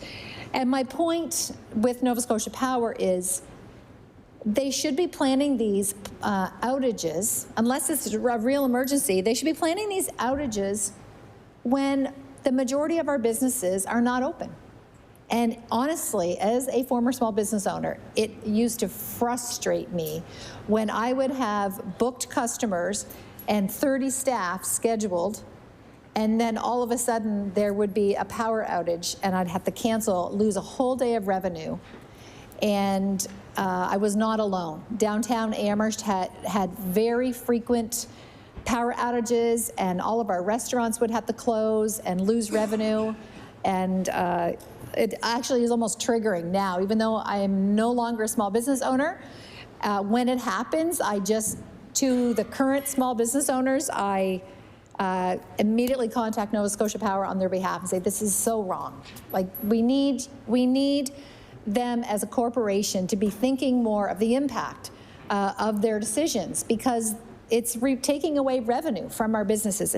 I identify that because that is what I would consider one of the major barriers for revenue productivity that some of our small business owners face, and it's preventable. And this is something that a small business commissioner could help to identify. The other thing that this small business commissioner would likely identify as they were studying some of the systemic barriers that small businesses face are problems with some of the government departments and programs. And I've got time, Madam Speaker, so I want to share a little story of an example of that. And this person no longer works for the Nova Scotia government. This person works for the New Brunswick government. So, but I had a building, and we had just finished renovations, and the local Rotary Club said they would love to host their Christmas party at our newly renovated building where we had a couple of businesses. And keep in mind, Mr. Speaker, that this building had been completely renovated, like all new electrical, all new plumbing, all new heating system. It was gutted and completely renovated. and had passed all of the fire safety inspections. But when you apply for a liquor license here in Nova Scotia, it triggers another level of inspection. And I was at another business and I got a phone call from my manager. Sadly, my manager that just passed away as this session began. Christine called me and said, we got a problem, you need to get over here. So I come over and this fire marshal said, you need to sit down, you got problems here in this building. And I said, sure, I can't be that major because the renovations were literally just completed like 4 months earlier and everything passed. So I said, absolutely, if there's any problems, let us know, we're happy to fix them. So he identified a few things like a cord needed to be moved or, these minor things. And then he said, this was the real big one. He said, you need to put gyprock on the ceiling of your basement and for fire safety because you need fireproof gyprock on the ceiling of your basement. And I said, no, that's not happening. Like all of my electrical and plumbing in the basement, would all have to be removed and redone, probably to the tune of around $25,000. And I said, no. This past inspection, this is for a Rotary Club Christmas party. We don't need to redo the gyprock in the basement. And I said, we'll just let the Rotary Club know. They can, if I can't get a liquor license unless I spend $25,000, then we'll just ask the Rotary Club to have their Christmas party somewhere else. And he went on his way. But I'm gonna tell you, he had a chip on his shoulder. And 2 months later, Mr. Speaker, I get a letter from this fire marshal letting me know that he was changing the building code for my building. Keep in mind what was in this building was office space, a deli, and a retail local food market. And he changed the building code so that it was commercial industrial with combustible materials. All so that I had to comply with what he told me. Now that he changed the coding of my building, I was forced to spend this extra $25,000. Long story short, I appealed it and I won. But small business owners should not have to face people that are sometimes in government departments that are making decisions that are detrimental to small business owners. They can't afford it and not always using common sense. And these are the kind of systemic barriers, Mr. Speaker, that I think a small business commissioner would be finding and would be able to provide assistance and changing some of these things. And I know when I contacted the fire marshal's office, they agreed with me and they said, Mrs. McCrossan, we know what you're sharing. This is not right, and we will try to get it changed, but if not, you're gonna have to appeal it, and we did, and we won. There's all kinds of other systemic barriers that I think this small business commissioner would find, especially in our border community. Things like the fact that our small businesses are discriminated against because of the interprovincial barriers. Things like the people that are growing blueberries in Cumberland County can't simply take them across the border to a freezer plant 10 minutes away in Sackville because of the interprovincial rules that restrict them. Things like the fact that our bottle depots still only get 5 cents for the recyclables, yet New Brunswick get 10, and now PEI will be getting 10 as of April the 1st. There's all kinds of systemic barriers, and a lot of them are related to our government departments. So I think that'll be really helpful that this small business commissioner would be able to identify and hopefully help our small business owners to remove these barriers. The other thing I love in this bill, Bill 242, is that, and it's under point 10, the commissioner may review existing or proposed legislation, regulation, or government policies affecting small businesses and provide advice or recommendations to the government respecting the impact of these measures on small businesses. And once again, Mr. Speaker, I do believe that this is where the Small Business Commissioner would prove to be very valuable with helping small businesses remove some of the systemic barriers that are there because of government. Mr. Speaker. So I think that would be great. I do want to mention, I know that my colleague that just spoke and others have referred to the situation, and I know that maybe one of the reasons that precipitated this bill with the Obladi Bard. I just want to say I've been there. I'm really sorry that they, as small business owners, are going through this dispute. And anytime we can prevent small business owners from having to pay legal fees and spending tens of thousands of dollars in court over these legal disputes, which they can't afford if they're going to continue. Most businesses run on very small margins. Anything we can do to help prevent those kinds of experiences for small business owners, I think we should be trying to do that.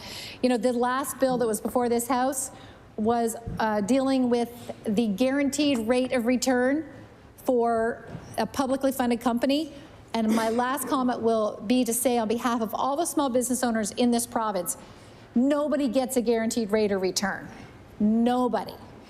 And most small business owners you talk to in this province, Mr. Speaker, literally get between 1% and 4% return.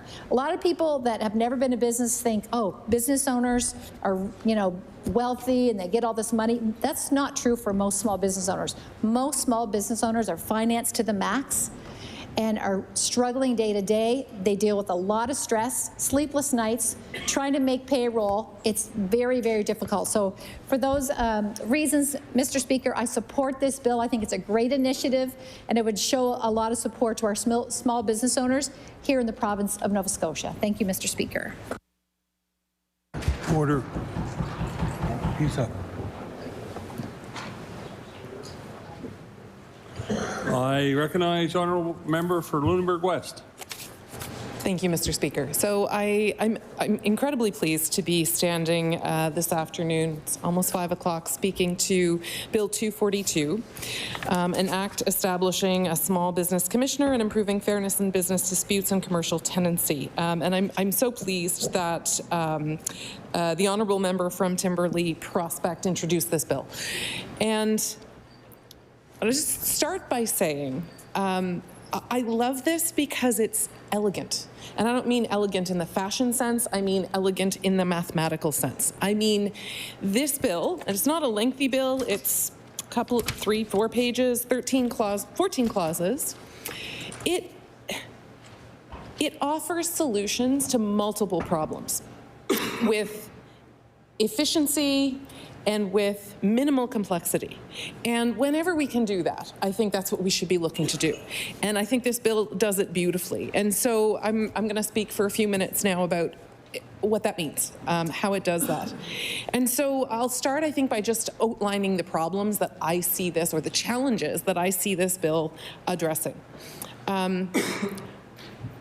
And it's centered on small business, but it addresses challenges that go far beyond small business. It addresses challenges for our economy more broadly. It addresses challenges in terms of costs incurred. It even goes so far as to address challenges that we see existing in the courts to get access to the courts and ensure that cases can move speedily through our court system. So the first challenge that I think it overcomes and creates some solutions to is the challenge of ensuring that our small businesses have the resources and support that they need. The second challenge that it addresses is the challenge of costs that small businesses face. The third challenge is the balancing of commercial rights between small businesses and larger businesses, landlords. You know, the laws that we pass in this space regulate relationships between organizations of all kinds, and we have to be mindful of the ways those laws support some, don't support others, and our job here in many respects is balancing those rights, balancing needs, and ensuring that folks can meet one another on equal footing. And this bill does that for small businesses.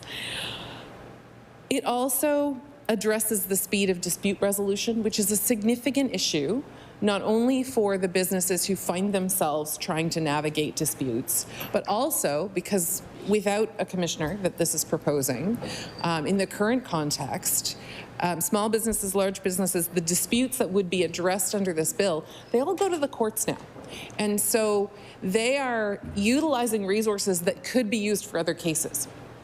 So not only will this address the speed of dispute resolution for business owners who access the supports that the bill will create, but also it will help the speed of dispute resolution for all other cases that find themselves moving through our court system. And then that brings me to the last challenge that I wanted to talk about today that this bill addresses, and that's the strain on our court system. We talk regularly in a variety of contexts about the challenges that our court system faces in terms of ensuring that disputes and issues move through in a timely way. And right now we're talking about that in the context of commercial disputes, but our courts are not only dealing with commercial disputes. Our courts deal with interpersonal disputes. They deal with family matters, they deal with criminal matters, and we do have different courts addressing each of those things. But any cases or disputes that move through our court system has an impact on the speed with which other cases move through. And so when we're able to create alternative mechanisms for that, we alleviate those the strain on those resources and open up space for other cases to move through. So this is one solution. It's one 14-clause bill that answers so many different problems. And I love that. It's elegant, and I think it offers a real path forward for a number of these issues, and I'm thrilled to be talking about it, and I'm thrilled to be putting my support behind it. So I want to take a few minutes now and just go through the very specific ways that this bill does target those issues and highlight a number of the clauses that will have a positive impact on small businesses and community broadly. Because to be clear, I mean, I'm talking very specifically about the support for small businesses, and that in and of itself is an important aim and an important goal. But when we support small businesses, we do more than supporting those businesses and the people behind them. When we support small businesses, we support community broadly, because small businesses are very often the heart of community. Small businesses are the unique spaces in which we spend time, in which we connect with one another, with community members. They offer unique things that larger businesses don't. And listen, large business, small business, business is good, but small businesses are unique and they enrich our communities in ways that often large businesses are just unable to do. So they are deserving of unique attention, and the benefits that are conferred when we support our small business go beyond just those businesses themselves. They have impacts for community, they have impacts for economy, and they pay dividends well beyond the individuals who are affected. The first clause I want to turn attention to is Clause 5, which is a clause that says the Commissioner shall provide information and assistance to small businesses regarding their rights and obligations in respect to commercial relationships. So I think that, that addresses a few things. Larger businesses are often in a better position to have access to information and resources that small businesses are not. There is just a power and a resource associated with hitting a certain size. You have staff that have potentially more breadth of knowledge, more specialized knowledge. You have more resource to be able to do research, to be able to hire lawyers to advise you, consultants. Small businesses have to be more mindful about where they put their money. And so it is important that small businesses do have access to a resource that allows them to get assistance and information. And that's the first thing that I look at that the Commissioner would do that I think would be an incredible benefit to those businesses, to those individuals and organizations. The second piece actually shows up in 2 clauses, and that is the investigation and recommendation authority that the Commissioner has under this Act. And so we see that in Section 9, which says the Commissioner shall investigate systemic barriers faced by small businesses and may publish reports and recommendations respecting systemic barriers, Clause 6. And we also see that in Clause 10, where the Commissioner can review existing or proposed legislation, regulations, or government policies affecting small businesses and provide advice or recommendations to government respecting the impact of such measures and small business. And I think what this does, this could have been constructed in a very narrow way. The Commissioner that is being proposed could have been very much focused on dispute resolution, which I'm going to talk about in a few minutes. But this broadens that function. This creates a specialized resource that has the authority, not just the authority, the obligation to consider the broad environment, the broad business environment, to consider systemic barriers, and then to publish reports and recommendations on that. So not only is this commissioner set up to support individual small businesses in their and navigate dispute resolution, it's also set up as a broader resource to provide advice and recommendations and to help us improve the system within which businesses operate. And so Clause 6 is about broad reports and recommendations, and that could potentially be more broad even than government in terms of actions that might be recommended. But then Clause 10 narrows that in and directs the Commissioner to considering legislation, regulation, and government policies. And that not only creates a broad resource for Nova Scotians, but a very specific resource as well for government to better understand the system and to be better informed in crafting laws, regulations, and policies to ensure there is balance in the system and that we're not only protecting our large businesses, but also our small businesses as well. The next item is the dispute resolution mechanism, and that shows up in Clause 7, 8, and maybe further into 9.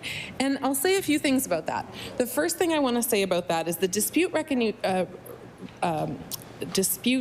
mechanism is mediation. And the thing about mediation is a process by which you come together with the person or the organization that you have a dispute with, and you negotiate. And you negotiate with the support of somebody who has specialized knowledge and who is tasked with bringing you together to get a solution that works for both of you. And our court system, there is mediation built into it. But at the end of the day, the court system is about making a decision that is imposed on 2 parties. And mediation, we know, offers a more targeted, tailored, personalized dispute result. And as someone who's done a whole lot of mediation and also been present in court situations, I can say the best agreement, the best result is almost always a negotiated result. And we get that through a mediation process. And that's what this sets up, which I think is exactly what is called for. That brings me to the next point. There's just not very much time in 15 minutes. The next point, which is incredibly important, is the diversion that this will offer from courts. We have talked on many, many occasions on the floor of this House about the need to ensure that court resources are utilized efficiently, to ensure that disputes that absolutely have to go through those processes within court and need the legal expertise and the oversight of judges, we know that we want to make sure that that system is being used as efficiently as possible. And what that means is, when there's an opportunity... Order. What? It's very loud here. I ask that everybody respect the person who is speaking. I recognize the honourable member for Lunenburg West. Thank you, Madam Speaker. That means when there's an opportunity to create an alternate path for organizations or individuals to follow to address disputes outside the court system, we should be looking at doing that because it provides a specialized, targeted, often faster route to resolve disputes between parties, but it also frees up our incredibly important court resources for situations that have to have the attention of the courts. A mediated process under this structure that Bill 242 creates would be faster, would be cheaper, would be more specialized, and would be targeted in finding results that are negotiated between the parties. And that's a path that is incredibly beneficial for small businesses and for any organization that has that avenue available to them. I also want to point out that this is not just between commercial parties. This bill sets up a structure that also allows businesses or small businesses to apply to the commissioner to resolve disputes with public bodies. And everything that I said previously about targeted dispute resolution through a mediated process between commercial parties, that applies as well between small businesses and public bodies. Having a commissioner who has specialized knowledge and a structured, formalized, efficient, effective, rapid dispute resolution process available to small businesses to access when they have disputes with big public bodies levels the playing field and provides an opportunity once again to ensure that small businesses are well supported in navigating these disputes. Then the last comment that I want to make, and it really is, this is an important part of this act as well, is the provisions around the regulation of landlord and tenant relationships. We have those in place with residential tenancies. We have legislation in place that helps to balance the power between landlords and tenants in a residential context. And this offers a similar structure between commercial parties as well.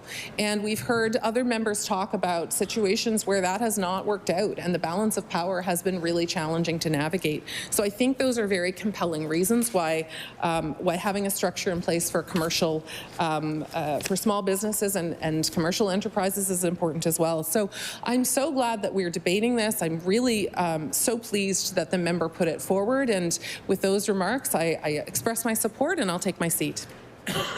I recognize the honourable member for Richmond. Thank you, Madam Speaker. And I rise today to make some brief comments on Bill 242. Small business is the backbone of this province and this province's economy, Madam Speaker. And this government understands that and strongly supports small business. We understand the challenges that some small businesses face. Running a small business is a tough but rewarding experience, Madam Speaker. And as I was preparing for this, this brief kind of conversation, I was thinking about my journey as a small business owner, Madam Speaker. I moved here actually when I was thinking about this, I moved back to Nova Scotia 18 years ago yesterday. And it was 18 years ago yesterday that I moved home to start my small business, Madam Speaker. And so moved home, got a new house, started the business within 2 weeks with a $19,000 loan from the credit union and a lot of grit, Madam Speaker. It's a lot of work. And now that small business is, is thriving. There are 7 or 8 other practitioners in that office. It's a multidisciplinary clinic, and as a chiropractor, it's a little bit different than maybe a physician. We don't have access to the public system. This is all part of the private system. So, it's still about building a relationship with the community. It's about building, that skill set that you need to support, your community and the people in your community. So. That was why I moved home. I didn't think politics was in my future, Madam Speaker, but here I am. And but our government understands the intent behind the proposal and the challenges that some small businesses face. And our focus has been on improving access and coordination to the province's programs for businesses, rather than developing a public sector overlap into business-to-business dealings and legal challenges. That's exactly why we've put business navigation supports in place, Madam Speaker. Businesses can access dedicated navigation services through the Office of Service Efficiency to help them understand requirements, connect to programs, and find the right supports across government, and focus on growth and market diversification and productivity. And there's a team of professionals at Invest Nova Scotia providing advice and navigation and programs and services from Invest Nova Scotia. And I remember when I started my business 18 years ago, and the officer who was there at the time is still there today, and we had great chats about how she could help support my small business. At the time, I didn't need any extra equipment, but they were there to support me and to make sure that they knew what my needs were. We also recognize that the situation is challenging. However, disputes between private parties, such as landlords and commercial tenants, are legal matters, and Nova Scotia's government does not intervene in these cases. Our role is focused on ensuring businesses have access to strong economic growth advice and tools. And we also acknowledge business-to-business disputes may also be between two small businesses, not just big businesses to a small business. And there are a broad range of services available, Madam Speaker. Navigation services to help businesses understand and access government programs through the Office of Service Efficiency and Invest Nova Scotia, as I was speaking, Madam Speaker. Access to capital for startup growth and expansion through Invest Nova Scotia and the Small Business Loan Guarantee Program. Advisory services for businesses planning, productivity and market development, both through Invest Nova Scotia and export development programs that support businesses to hire experts with exporting.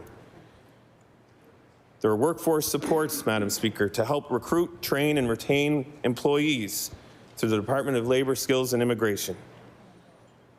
And there are tailored regional supports, Madam Speaker, through local partners who provide on-the-ground support with Invest Nova Scotia and networks of regional business development agencies and new regional economic partnerships.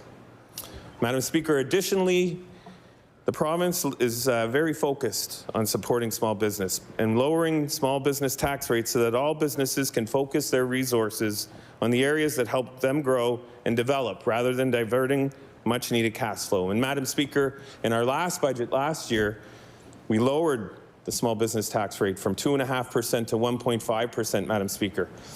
And just yesterday, we voted on a budget, Madam Speaker, that had $46 million of small business tax savings for those small businesses. A budget that wasn't voted on or supported by the opposition, Madam Speaker. I talked about other supports. I think about continuing with regulatory reform initiatives that cut unnecessary administrative burdens and keep government out of the way of small businesses rather than finding new ways to interject our way into the entrepreneurial cycle. And that's really what Nova Scotia businesses want, Madam Speaker. They don't want government interfering. They want the support when it's there if they need it. They want advice when they need it, but they don't want interference, Madam Speaker. Government is continuing to utilize digital modernization to make applications and reporting more efficient for businesses so that a modern government can support modern businesses, Madam Speaker. Government is also advancing Nova Scotia Loyal and adding the Nova Scotia Loyal labeling program, Madam Speaker. And there are business-focused programs and supports through other departments, Madam Speaker, like fisheries and aquaculture and agriculture, Madam Speaker. So if a new or growing business needs help, they can start by reaching out to a regional business development advisor. And these teams, as I was talking about, my friend who was there to have a chat with me 18 years ago, she's still there working in the area. She lives and works in those regions across the province and serves as a first point of contact for businesses looking for help with their growth plans. And these advisors help companies navigate many of the available tools and supports in the ecosystem, guiding them to both Invest Nova Scotia's programs and services as well from other partners.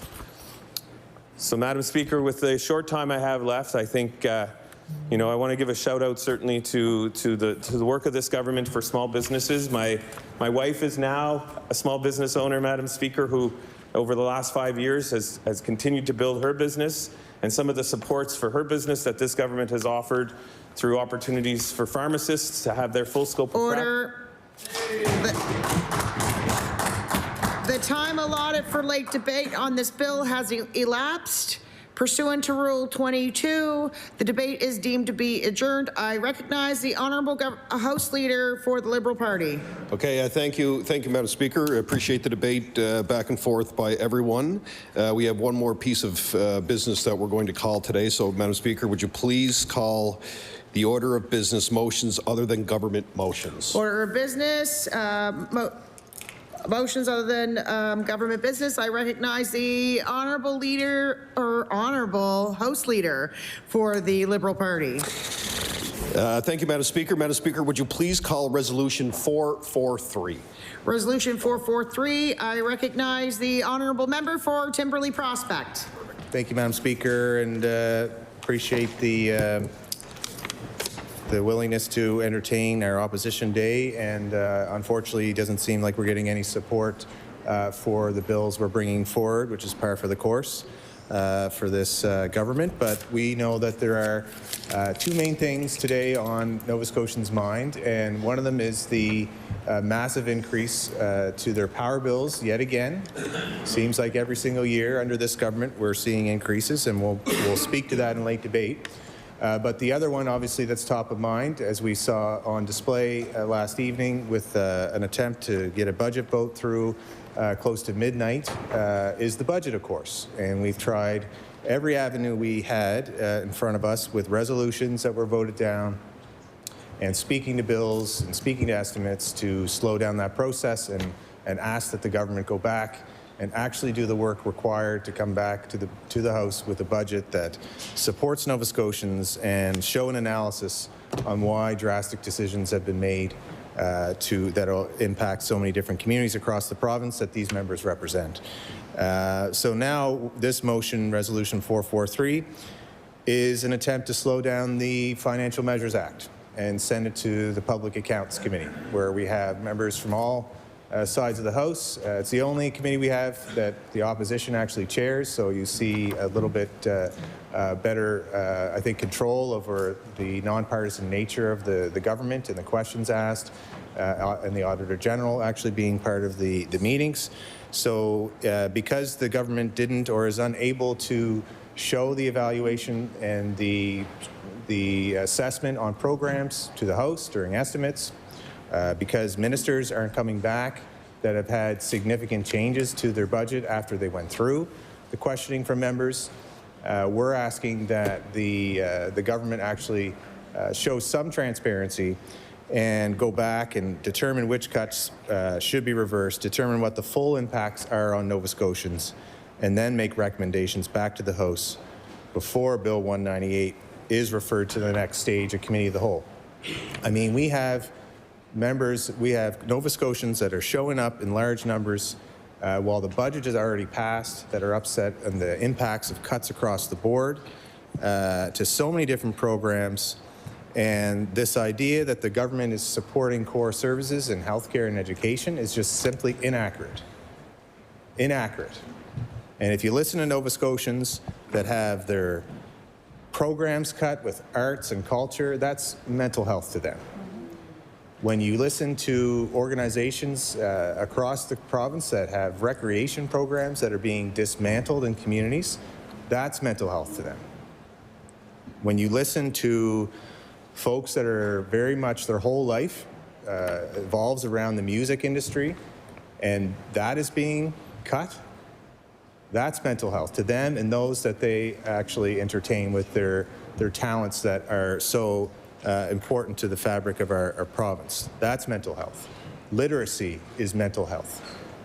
And the countless book publishers that have showed up to express their concern.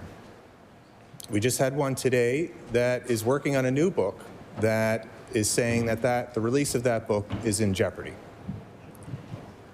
The result is less books for Nova Scotians in our province, less books that are exported out of our province that tell the story that we should be all proud of, and less books in our libraries, less books in our schools.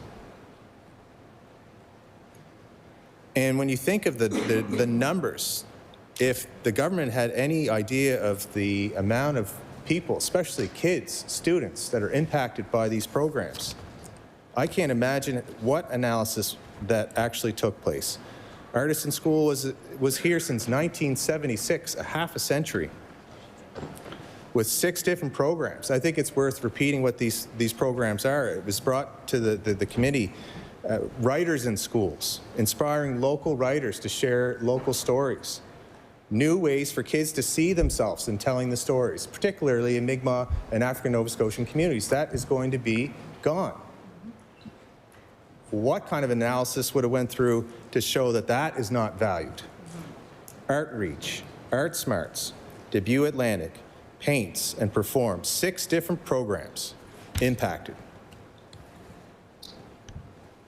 Like how, in the last 5 years, 170,000 students. So we listened to counselors and teachers and artists that go into schools. They don't make a ton of money off this. They do that because they care about kids and they care about kids having access to art and benefiting their mental health and spurring their imagination and teaching them that life is more than just going through your school program, picking a specific job and working 9 to 5 every day and going home. That's an investment of $220,000 from Department of Early Education and Early Childhood Education. $220,000 annual that benefited 170,000 kids over the last 5 years. You can't tell me that that's not a good return on investment for kids. And we have music impacted, we have sports impacted, we have art impacted, history, literacy, research. No longer valuing the work that PhDs are working on, which impacts innovation, which impacts the economy. You know, I used to quote a lot, and I think the government actually did after the government changed Novonix and the work that's happening that spun off the Tesla research at Dalhousie. That's the kind of programming that we need that actually can quantify research that gives back to our economy. And we're no longer valuing that. Yet in the Financial Measures Act, they feel that it's okay to forego a bunch of money for a whole bunch of things on the backs of those programs. That's tolls, $40 million. It's worth repeating over and over and over again that that's not a well thought out public policy. Money that they didn't have to give away. We still have concerns over the issues related to the environment in general in that Financial Measures Act, and not specific questions on how easements will be impacted. We could have prevented a whole bunch of people showing up to public bills if, first of all, the amendments were brought forward that were the intent, and if there was changes or something said on second reading, to spell out exactly what the changes are going to be at Committee of the Whole. Because as it sits today, people that have woodlots across the province, that manage their woodlots and are engaged in forestry, don't know if they're going to be taxed more because they don't fit into the definition of what active forestry means. If they're growing their timber and they're going to cut in 20 and 30 and 40 years and they want a long cycle, how is the government going to determine that they're not involved in active forestry and that they shouldn't pay a tax? And if it's changing for forestry, then is it changing for other resources? And the farmers that are growing corn for ethanol, that are involved in carbon sequestration, because that's brought up in these amendments. Nova Scotians increasingly want to contribute to combat climate change and recognize they can have economic benefits too at the same time. The only taxes that are going up in this budget, and the government says that they're reducing taxes, and they like to claim they're reducing taxes, but they're increasing taxes for people that don't want to clear cut their land and for people that own an EV or a hybrid. There was a gentleman outside that was a constituent of a member opposite the finance minister, actually. It's his bill, the FMA. And he wanted to speak to the finance minister. He didn't know the House was shut down. He's not able to come in and watch and talk to members about his concerns. He drove in from the Valley to talk about how he invested in his home with solar and had a long-term plan, bought an EV, and is upset about this extra tax that is going to be imposed on him. A rural citizen, this is not an urban issue as much as some members might think it is. Rural citizens that are involved in rural industries that have dump trucks and all the rest, but just want to try to get by and avoid paying for gas at the gas pump. Order, order. I ask all members to turn their phone off. May be a lovely song, but we don't need to hear it. I recognize the honourable member for Timberley Prospect. Thank you, Madam Speaker. So we're going to continue to hear, and I expect the government members will continue to hear for the rest of their term, no matter what changes happen, individuals with disabilities who fear losing essential supports. Yes, there are changes made, but what's going to happen next year? Nova Scotians are smart. The bill as it's still, the budget as it still stands that was voted on still has future year cuts. Those organizations that were cut 20% or that were cut and then reversed are at risk. Nobody has said that they are not guaranteed to be looked at next year with the same kind of analysis that's probably going to come up with the same outcome, same people looking at it, not willing to consult. Artists and cultural organizations concerned about an erosion of our creative economy when we're trying to make Halifax a music city, when we're trying to grow as being the capital of Atlantic Canada for arts and culture, sending a poor signal. We have example after example of people across at the Public Bills Committee talking about doctors and physicians from all over Canada and the United States that are looking and saying, well, we have a partner that's involved in arts and culture. So we may not want to go to Nova Scotia and practice and be a urologist or a physician. Specific examples, and the government knows that because they're sitting at those committees.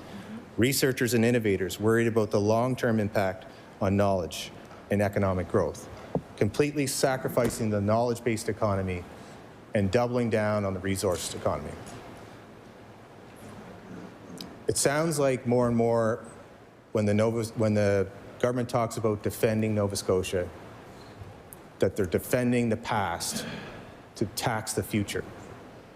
They're taxing future progressive policy and people that want to move the province forward, grow an economy that includes natural resources, that includes the creative industries and innovation, research, and double down not only on trying to induce companies to extract oil and gas and all the rest, but subsidize it, but to spend tens of millions of dollars to lure them in and spend time with the Texas oil tycoons rather than being in Nova Scotia to defend their budget. Order, order. You're not allowed to, I recognize the honourable member for Timberley Prospect. And community organizations that deliver frontline services now facing uncertainty. These are resource centers that aren't speaking up because they're worried about being cut next year and the year after that. And Family SOS, that one really bothers me. When the government trumpets out all the work they're doing to build housing and supportive housing, but you need the services there to support the wraparound services that are required. Family SOS is about to try to launch a program to support young mothers in supportive housing, new mothers with postpartum support. And there's a wait list for the other organizations that have so-called duplication. Duplication. Doctors are contacting this organization and asking where are they supposed to send people that are showing up to the IWK with issues. These are cuts that can't continue. So we know the budget is passed, but what we can do is stop giving up all this revenue that's guaranteed. Stop the FMA from going through. You have a Halifax MLA telling you to stop giving my constituents $1 once in a while when they cross the bridge so that you can support organizations that are doing the hard work they refuse to do.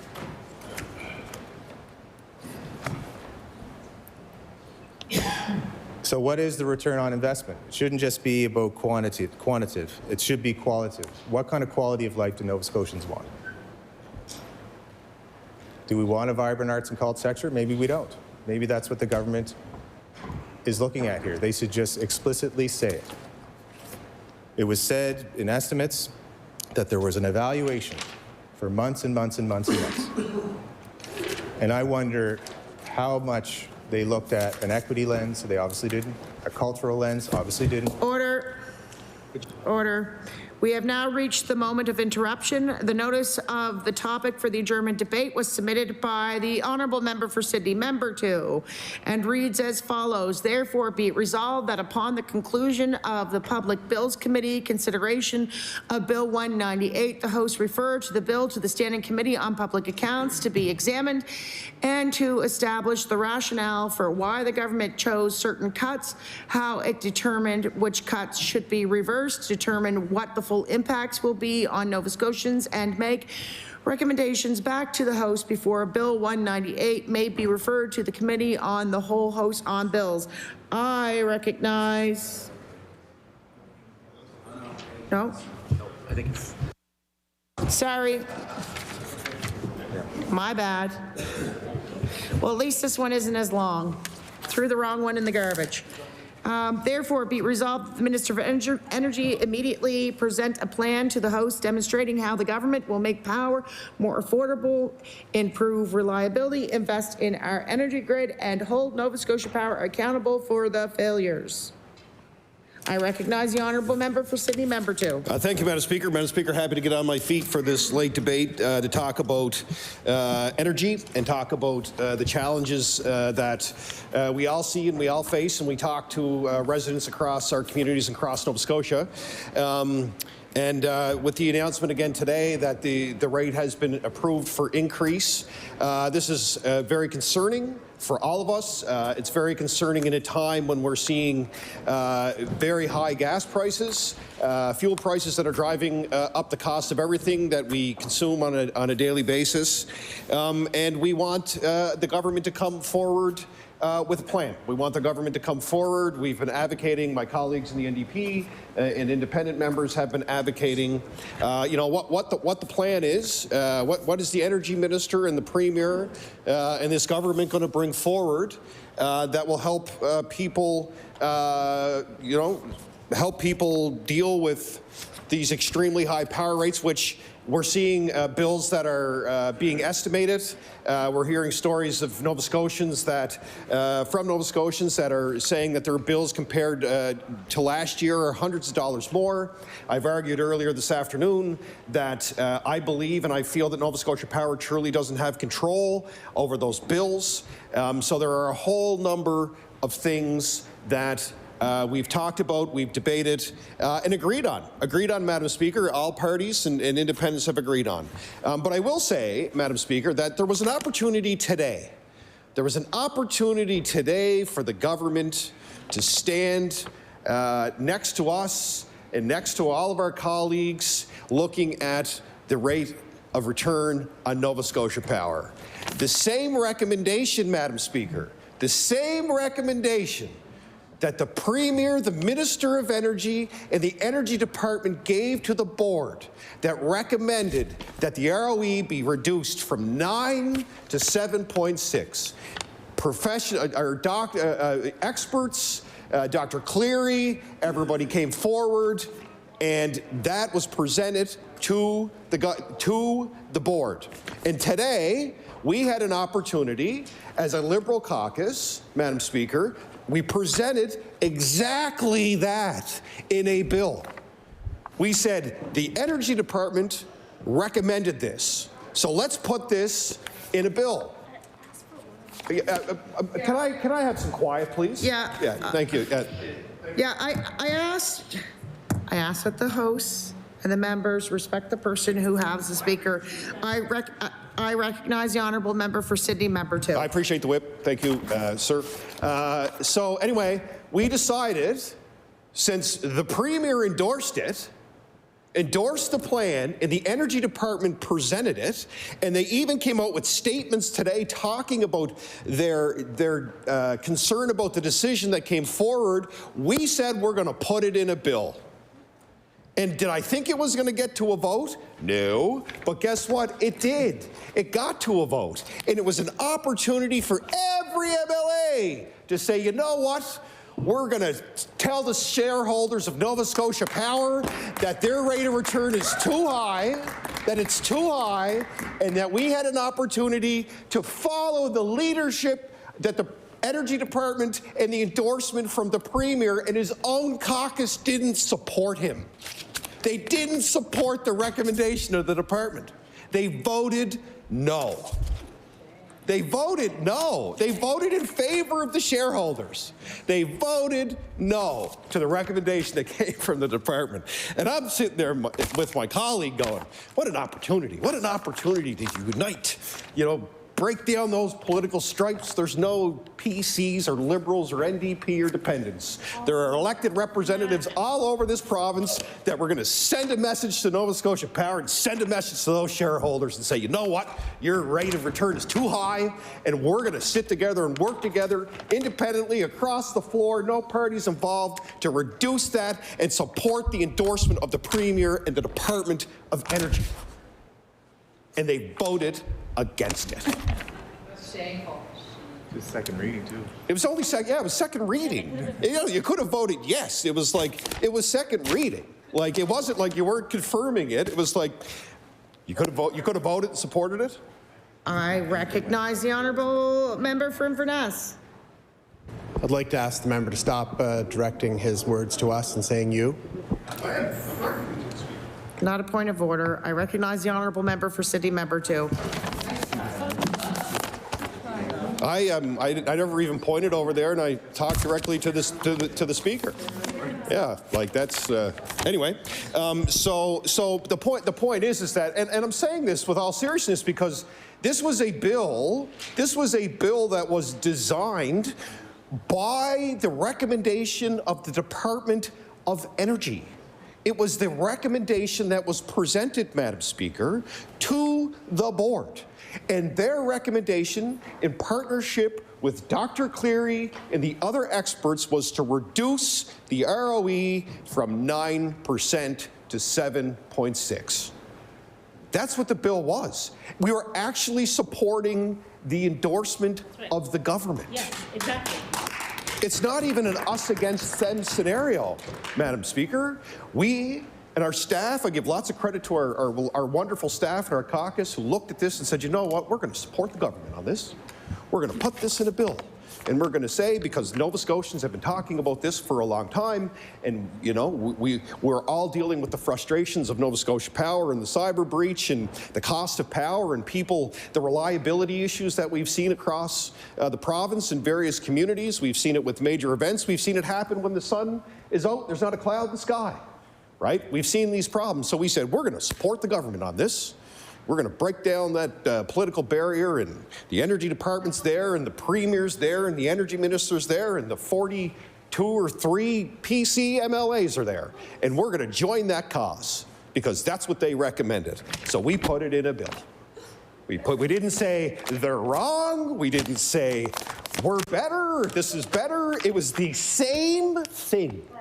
The same thing. No, I asked the member not to use props. Oh, sorry. It's getting pretty close to. I'm going to table this. Actually, I'm going to table You're it. just happy. I'm just happy your logo isn't on the back of it at this point, because usually that's what you do. Yeah. I So anyway. recognize the honourable member for City Member 2. So, Madam Speaker, with the last 2 minutes and 45 seconds I have, this was a golden opportunity today. It really was. And a bill that was only at second reading. It was the second reading of the bill. The government could have supported it. It wasn't going to be implemented into law. It was second reading of a bill that was endorsed by the Energy Department and the Premier himself. And boy, I wonder how he felt. Anyway, the point being is that sometimes bills come across the floor of this legislature, and governments ultimately have to decide whether they want to support certain aspects of bills. It doesn't happen very often. It doesn't happen very often. But this was one, Madam Speaker. This was an easy one. This was as easy as it got because it was designed based on the decision of the Department of Energy, Dr. Cleary, and the Premier himself. And his own caucus didn't back him up. They voted no. They voted no. And you can't deny that. On the floor, vote came, endorsed by the leadership, endorsed by the Energy Department, and his caucus voted no. That is going to be an interesting caucus meeting, Madam Speaker. Interesting topic at the next caucus meeting, I'm sure. But all that being said, this issue is huge. This is a huge issue that we all support. We all supported it in debate today, the concept of the fact that reliability is a huge issue, overestimated bills are a huge issue, the cyber attack is still very much real, people are still concerned about their information that breached. We have another rate increase coming at a time when we're seeing, as I said when I started out my comments, some of the highest gas prices we've seen in a long time. And I'll say this: everybody supports it. Everybody supports the concept of what we're all trying to do here to help Nova Scotians. So the biggest thing is that we can do is work more together. Today was a great example. Let's work together. Let's try to break down some of those barriers so we can do whatever we can. We can do whatever we can to support those Nova Scotians that we all represent, regardless of political stripe, right across this province, that we all support, that we know are really struggling right now when it comes to the cost of living and the supports that we all want to make sure that they can get so they can afford for their families. Thank you, Madam Speaker. I recognize the honourable member for Pictou West. Good evening, Ms. Speaker and Madam Speaker, sorry. Happy to talk about this, and I think what we're getting to is energy poverty and affordability when it comes to electricity, and also talk about reliability. We briefly mentioned something we talked about earlier today and that I spoke to right here in the House when we spoke about the, the return on equity. The 9% that Nova Scotia Power gets. And in our submission to the Energy Board, we were pretty steadfast that we support a rate of 7.6%. And the bill presented earlier today, we are firm in saying that we are not comfortable overriding independent boards, independent organizations. Madam Speaker, right off the bat, let's talk about a plan, the Clean Power Plan. We've spoken about this before. I'll table that because I'm going to quote it a few times. Thank you, sir. So let's highlight some notes in there. Number one, this plan is flexible. It ensures that Nova Scotia avoids decades of financial and technological lock-in. Creates flexibility for Nova Scotia both on the path to coal closure by 2030, and also it opens up room for investments in new sectors like wind, hydrogen, and grid-scale batteries. It's also doable, and it's doable on time. We have all the major electricity legislation or investments required to trigger the core actions of the plan and to close coal on time. And it's already been made, and it's going to be set in motion and delivered in time for 2030. Thirdly, it's affordable. So this plan centers around affordability, which is the topic of debate this evening. And it ensures that it will protect ratepayers from being burdened with additional and excessive risks and uncontrolled costs. So the Clean Power Plan goes on to explain how we're going to increase our onshore wind energy from 20% to 50% of our grid. It also talks about solar and also battery integration. And Madam Speaker, I spoke about this point earlier today, but I need to say it again because not a whole lot of people know about this, but we already have 2 grid scale size batteries on our grid, and there's a 3rd one coming online. So how does this fit into affordability?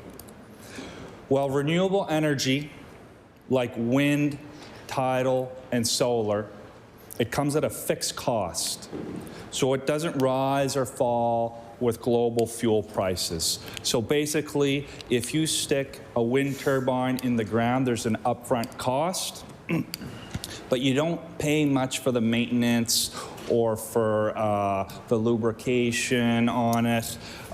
It's a fixed upfront cost, and it remains pretty well free for 25 years, the lifespan of that wind turbine.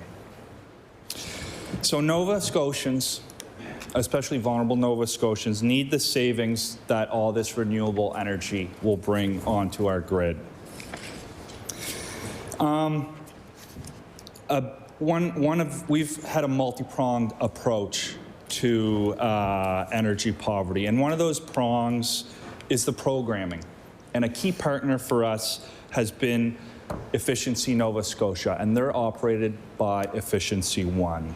And the programs they deliver represent over $250 million in investments since this government took office. And Madam Speaker, this has leveraged millions and millions of federal monies as well. There's a couple really important programs I want to touch on. There's the Home Energy Assessment, where energy advisors conduct home assessments and provide recommendations on how to increase efficiency and lower your power bill. But the flagship program is the Home Warming Program. It includes free home energy assessment, plus free upgrades such as insulation, draft ceiling, and heat pumps. And this is an income-based program, and it's really to help people who need it the most. So if you live by yourself, the qualification level would be, it's just slightly under $30,000 per year. If there's 2 to 4 people in the household, it's just under $56,000 per year. So it's really making a difference for the folks who need it. We also have the African Nova Scotian Home Retrofit Program, and it's very similar to the Home Warming Program, but there's a lot more engagement in the African Nova Scotian community, and it also works with the Land Title Initiative to help make those applications happen.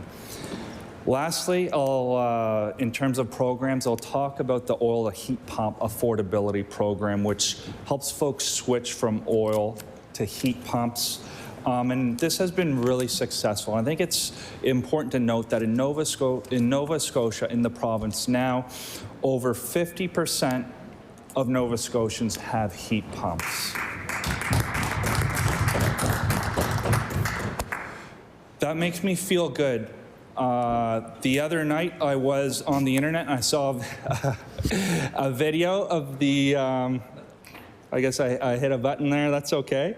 I saw a video of the Strait of Hormuz, and my goodness, the amount of oil tankers that are bottlenecked there, it almost looked like, you know, those yellow ducks, those races that they do in the water, and it's just completely, my goodness, there was so many of them. And the feeling, you know, the vulnerability that we have in this side of the world due to a little bottleneck like that.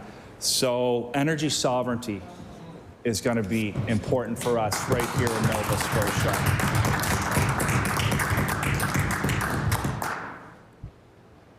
And I might just skip a couple pages and talk about that, because that's a big one.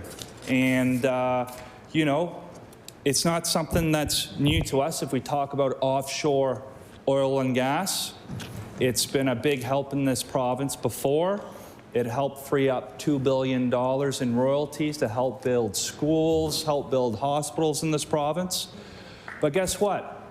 We're also standing on 200 years worth of natural gas onshore Nova Scotia. So I think it's worth to take a look at that and see how we can use that to help our energy needs.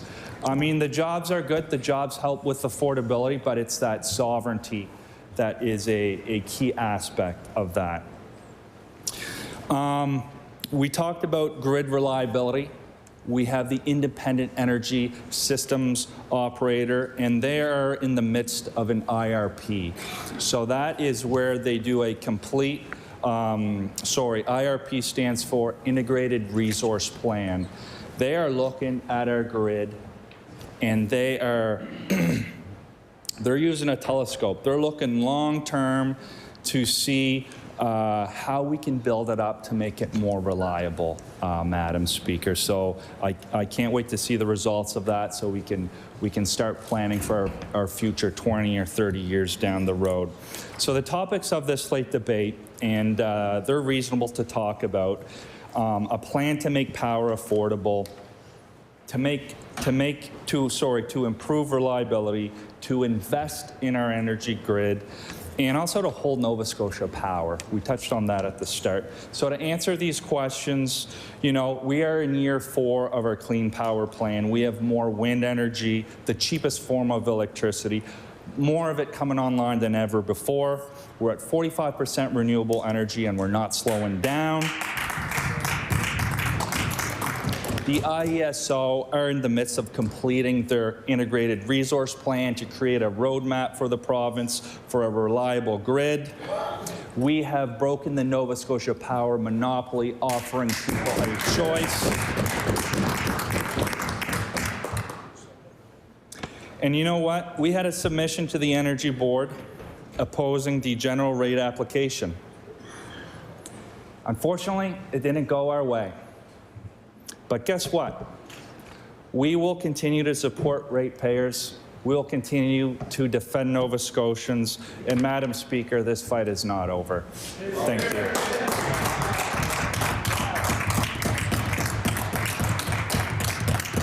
I recognize the honourable member for Dartmouth North. Thank you very much, Madam Speaker, and I am also happy to contribute to this adjournment debate. I was all fired up when the member from City Member 2 was speaking. It was like he was on the campaign trail or something, his tone. And then and I had all kinds of things to say in response, and then I forgot that the government gets to go first when it's the Liberals opposition day. So, but I do want to just, I have a few comments to reply to the member from Pictou West, and that is about efficiency, Madam Speaker. This whole conversation is about affordability, right, and reliability, and the environment, like to make sure that we have clean and environmentally sustainable power. Those are the 3 sort of things that we need to worry about when we think about our energy grid: that it's clean, that it's reliable, and that it's affordable. And I have said it before, and I will say it again, and I will say it until I'm no longer elected in this House. But efficiency programs, Madam Speaker, are the cheapest and cleanest form of energy we have. The member himself talked about it. The home warming program, the energy audits, where you can through Efficiency One, get an energy auditor to come to your house, figure out what needs to be, tightened up. Maybe you need to replace a window or a door. They do a blow test. Maybe you need insulation. And it's a really good program. It's even not a bad program for people who are not on the lowest incomes. I've talked about this before, because people who pay, I think it's $100 or $200 to get the energy auditor, then they qualify for rebates. But Madam Speaker, the potential in this program is massive.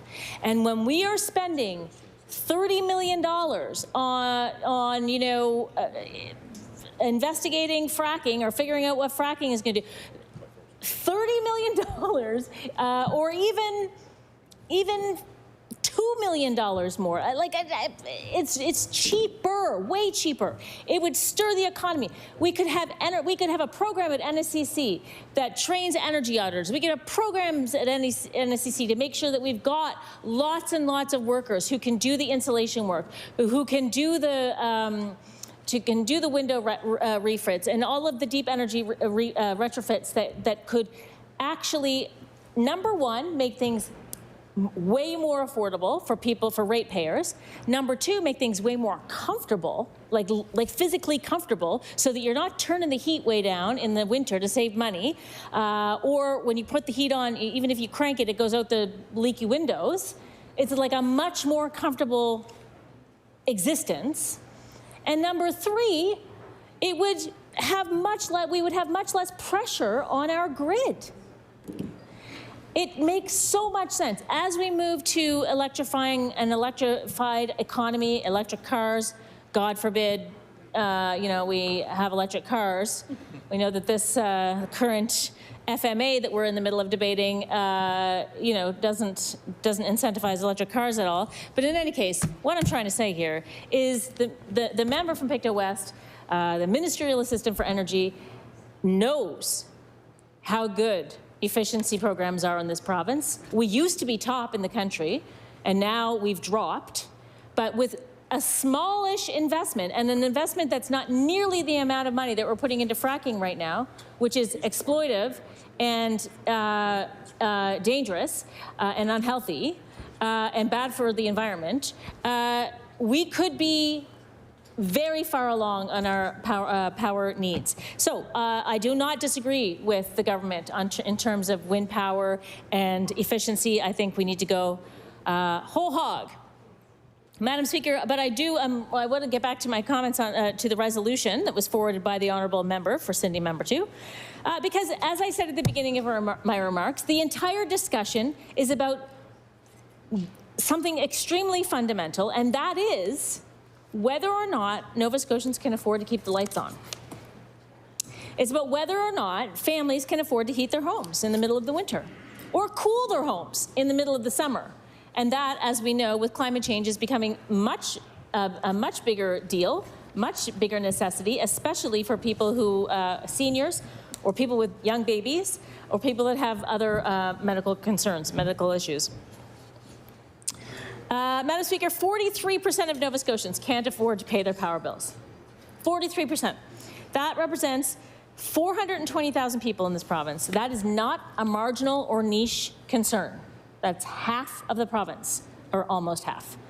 That is seniors choosing between heat or cooling and groceries. That is young families watching their power bills climb higher every single month. That is people sitting in their homes in the dead of winter wondering how much heat they can afford to use.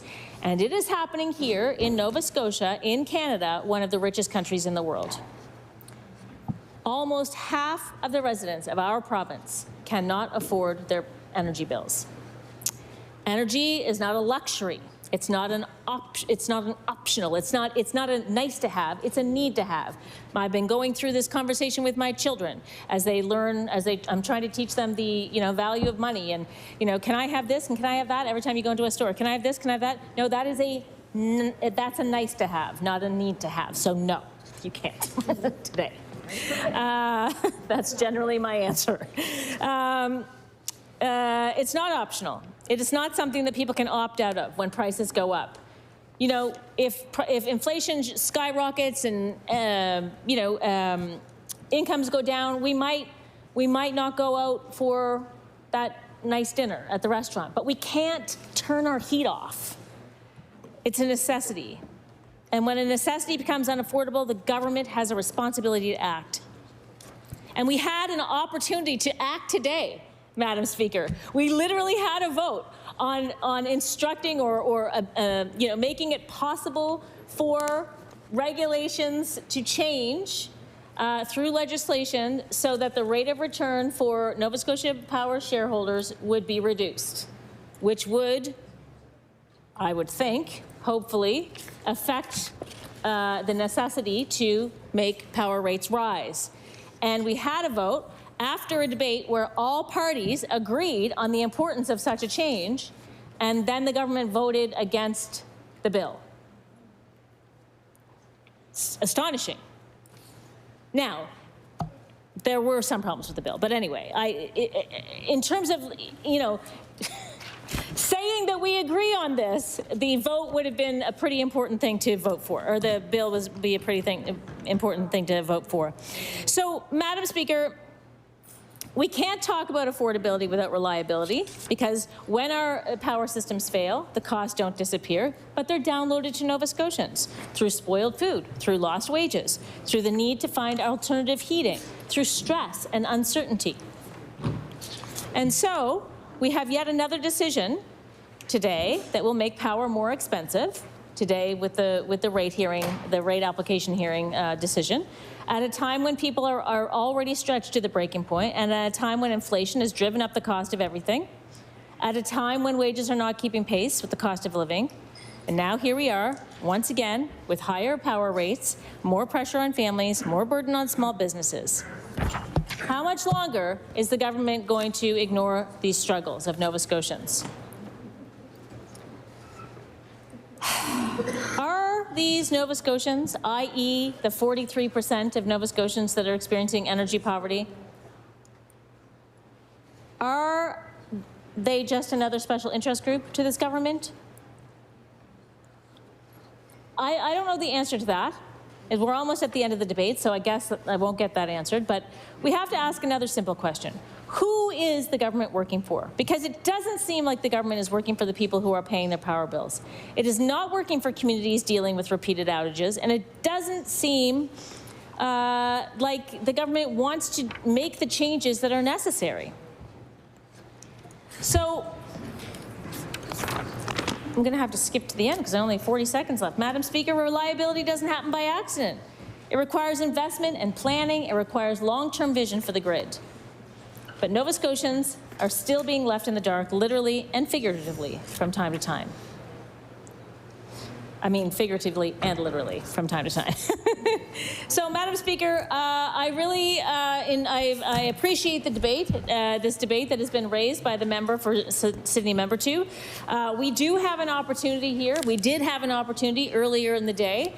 It's unfortunate that the bill did not pass second reading. But, you know, I've said before and I will say Order. again. I wish to thank all members who participated in the adjournment debate this evening. We stand adjourned until Thursday, March 26th at 1 p.m.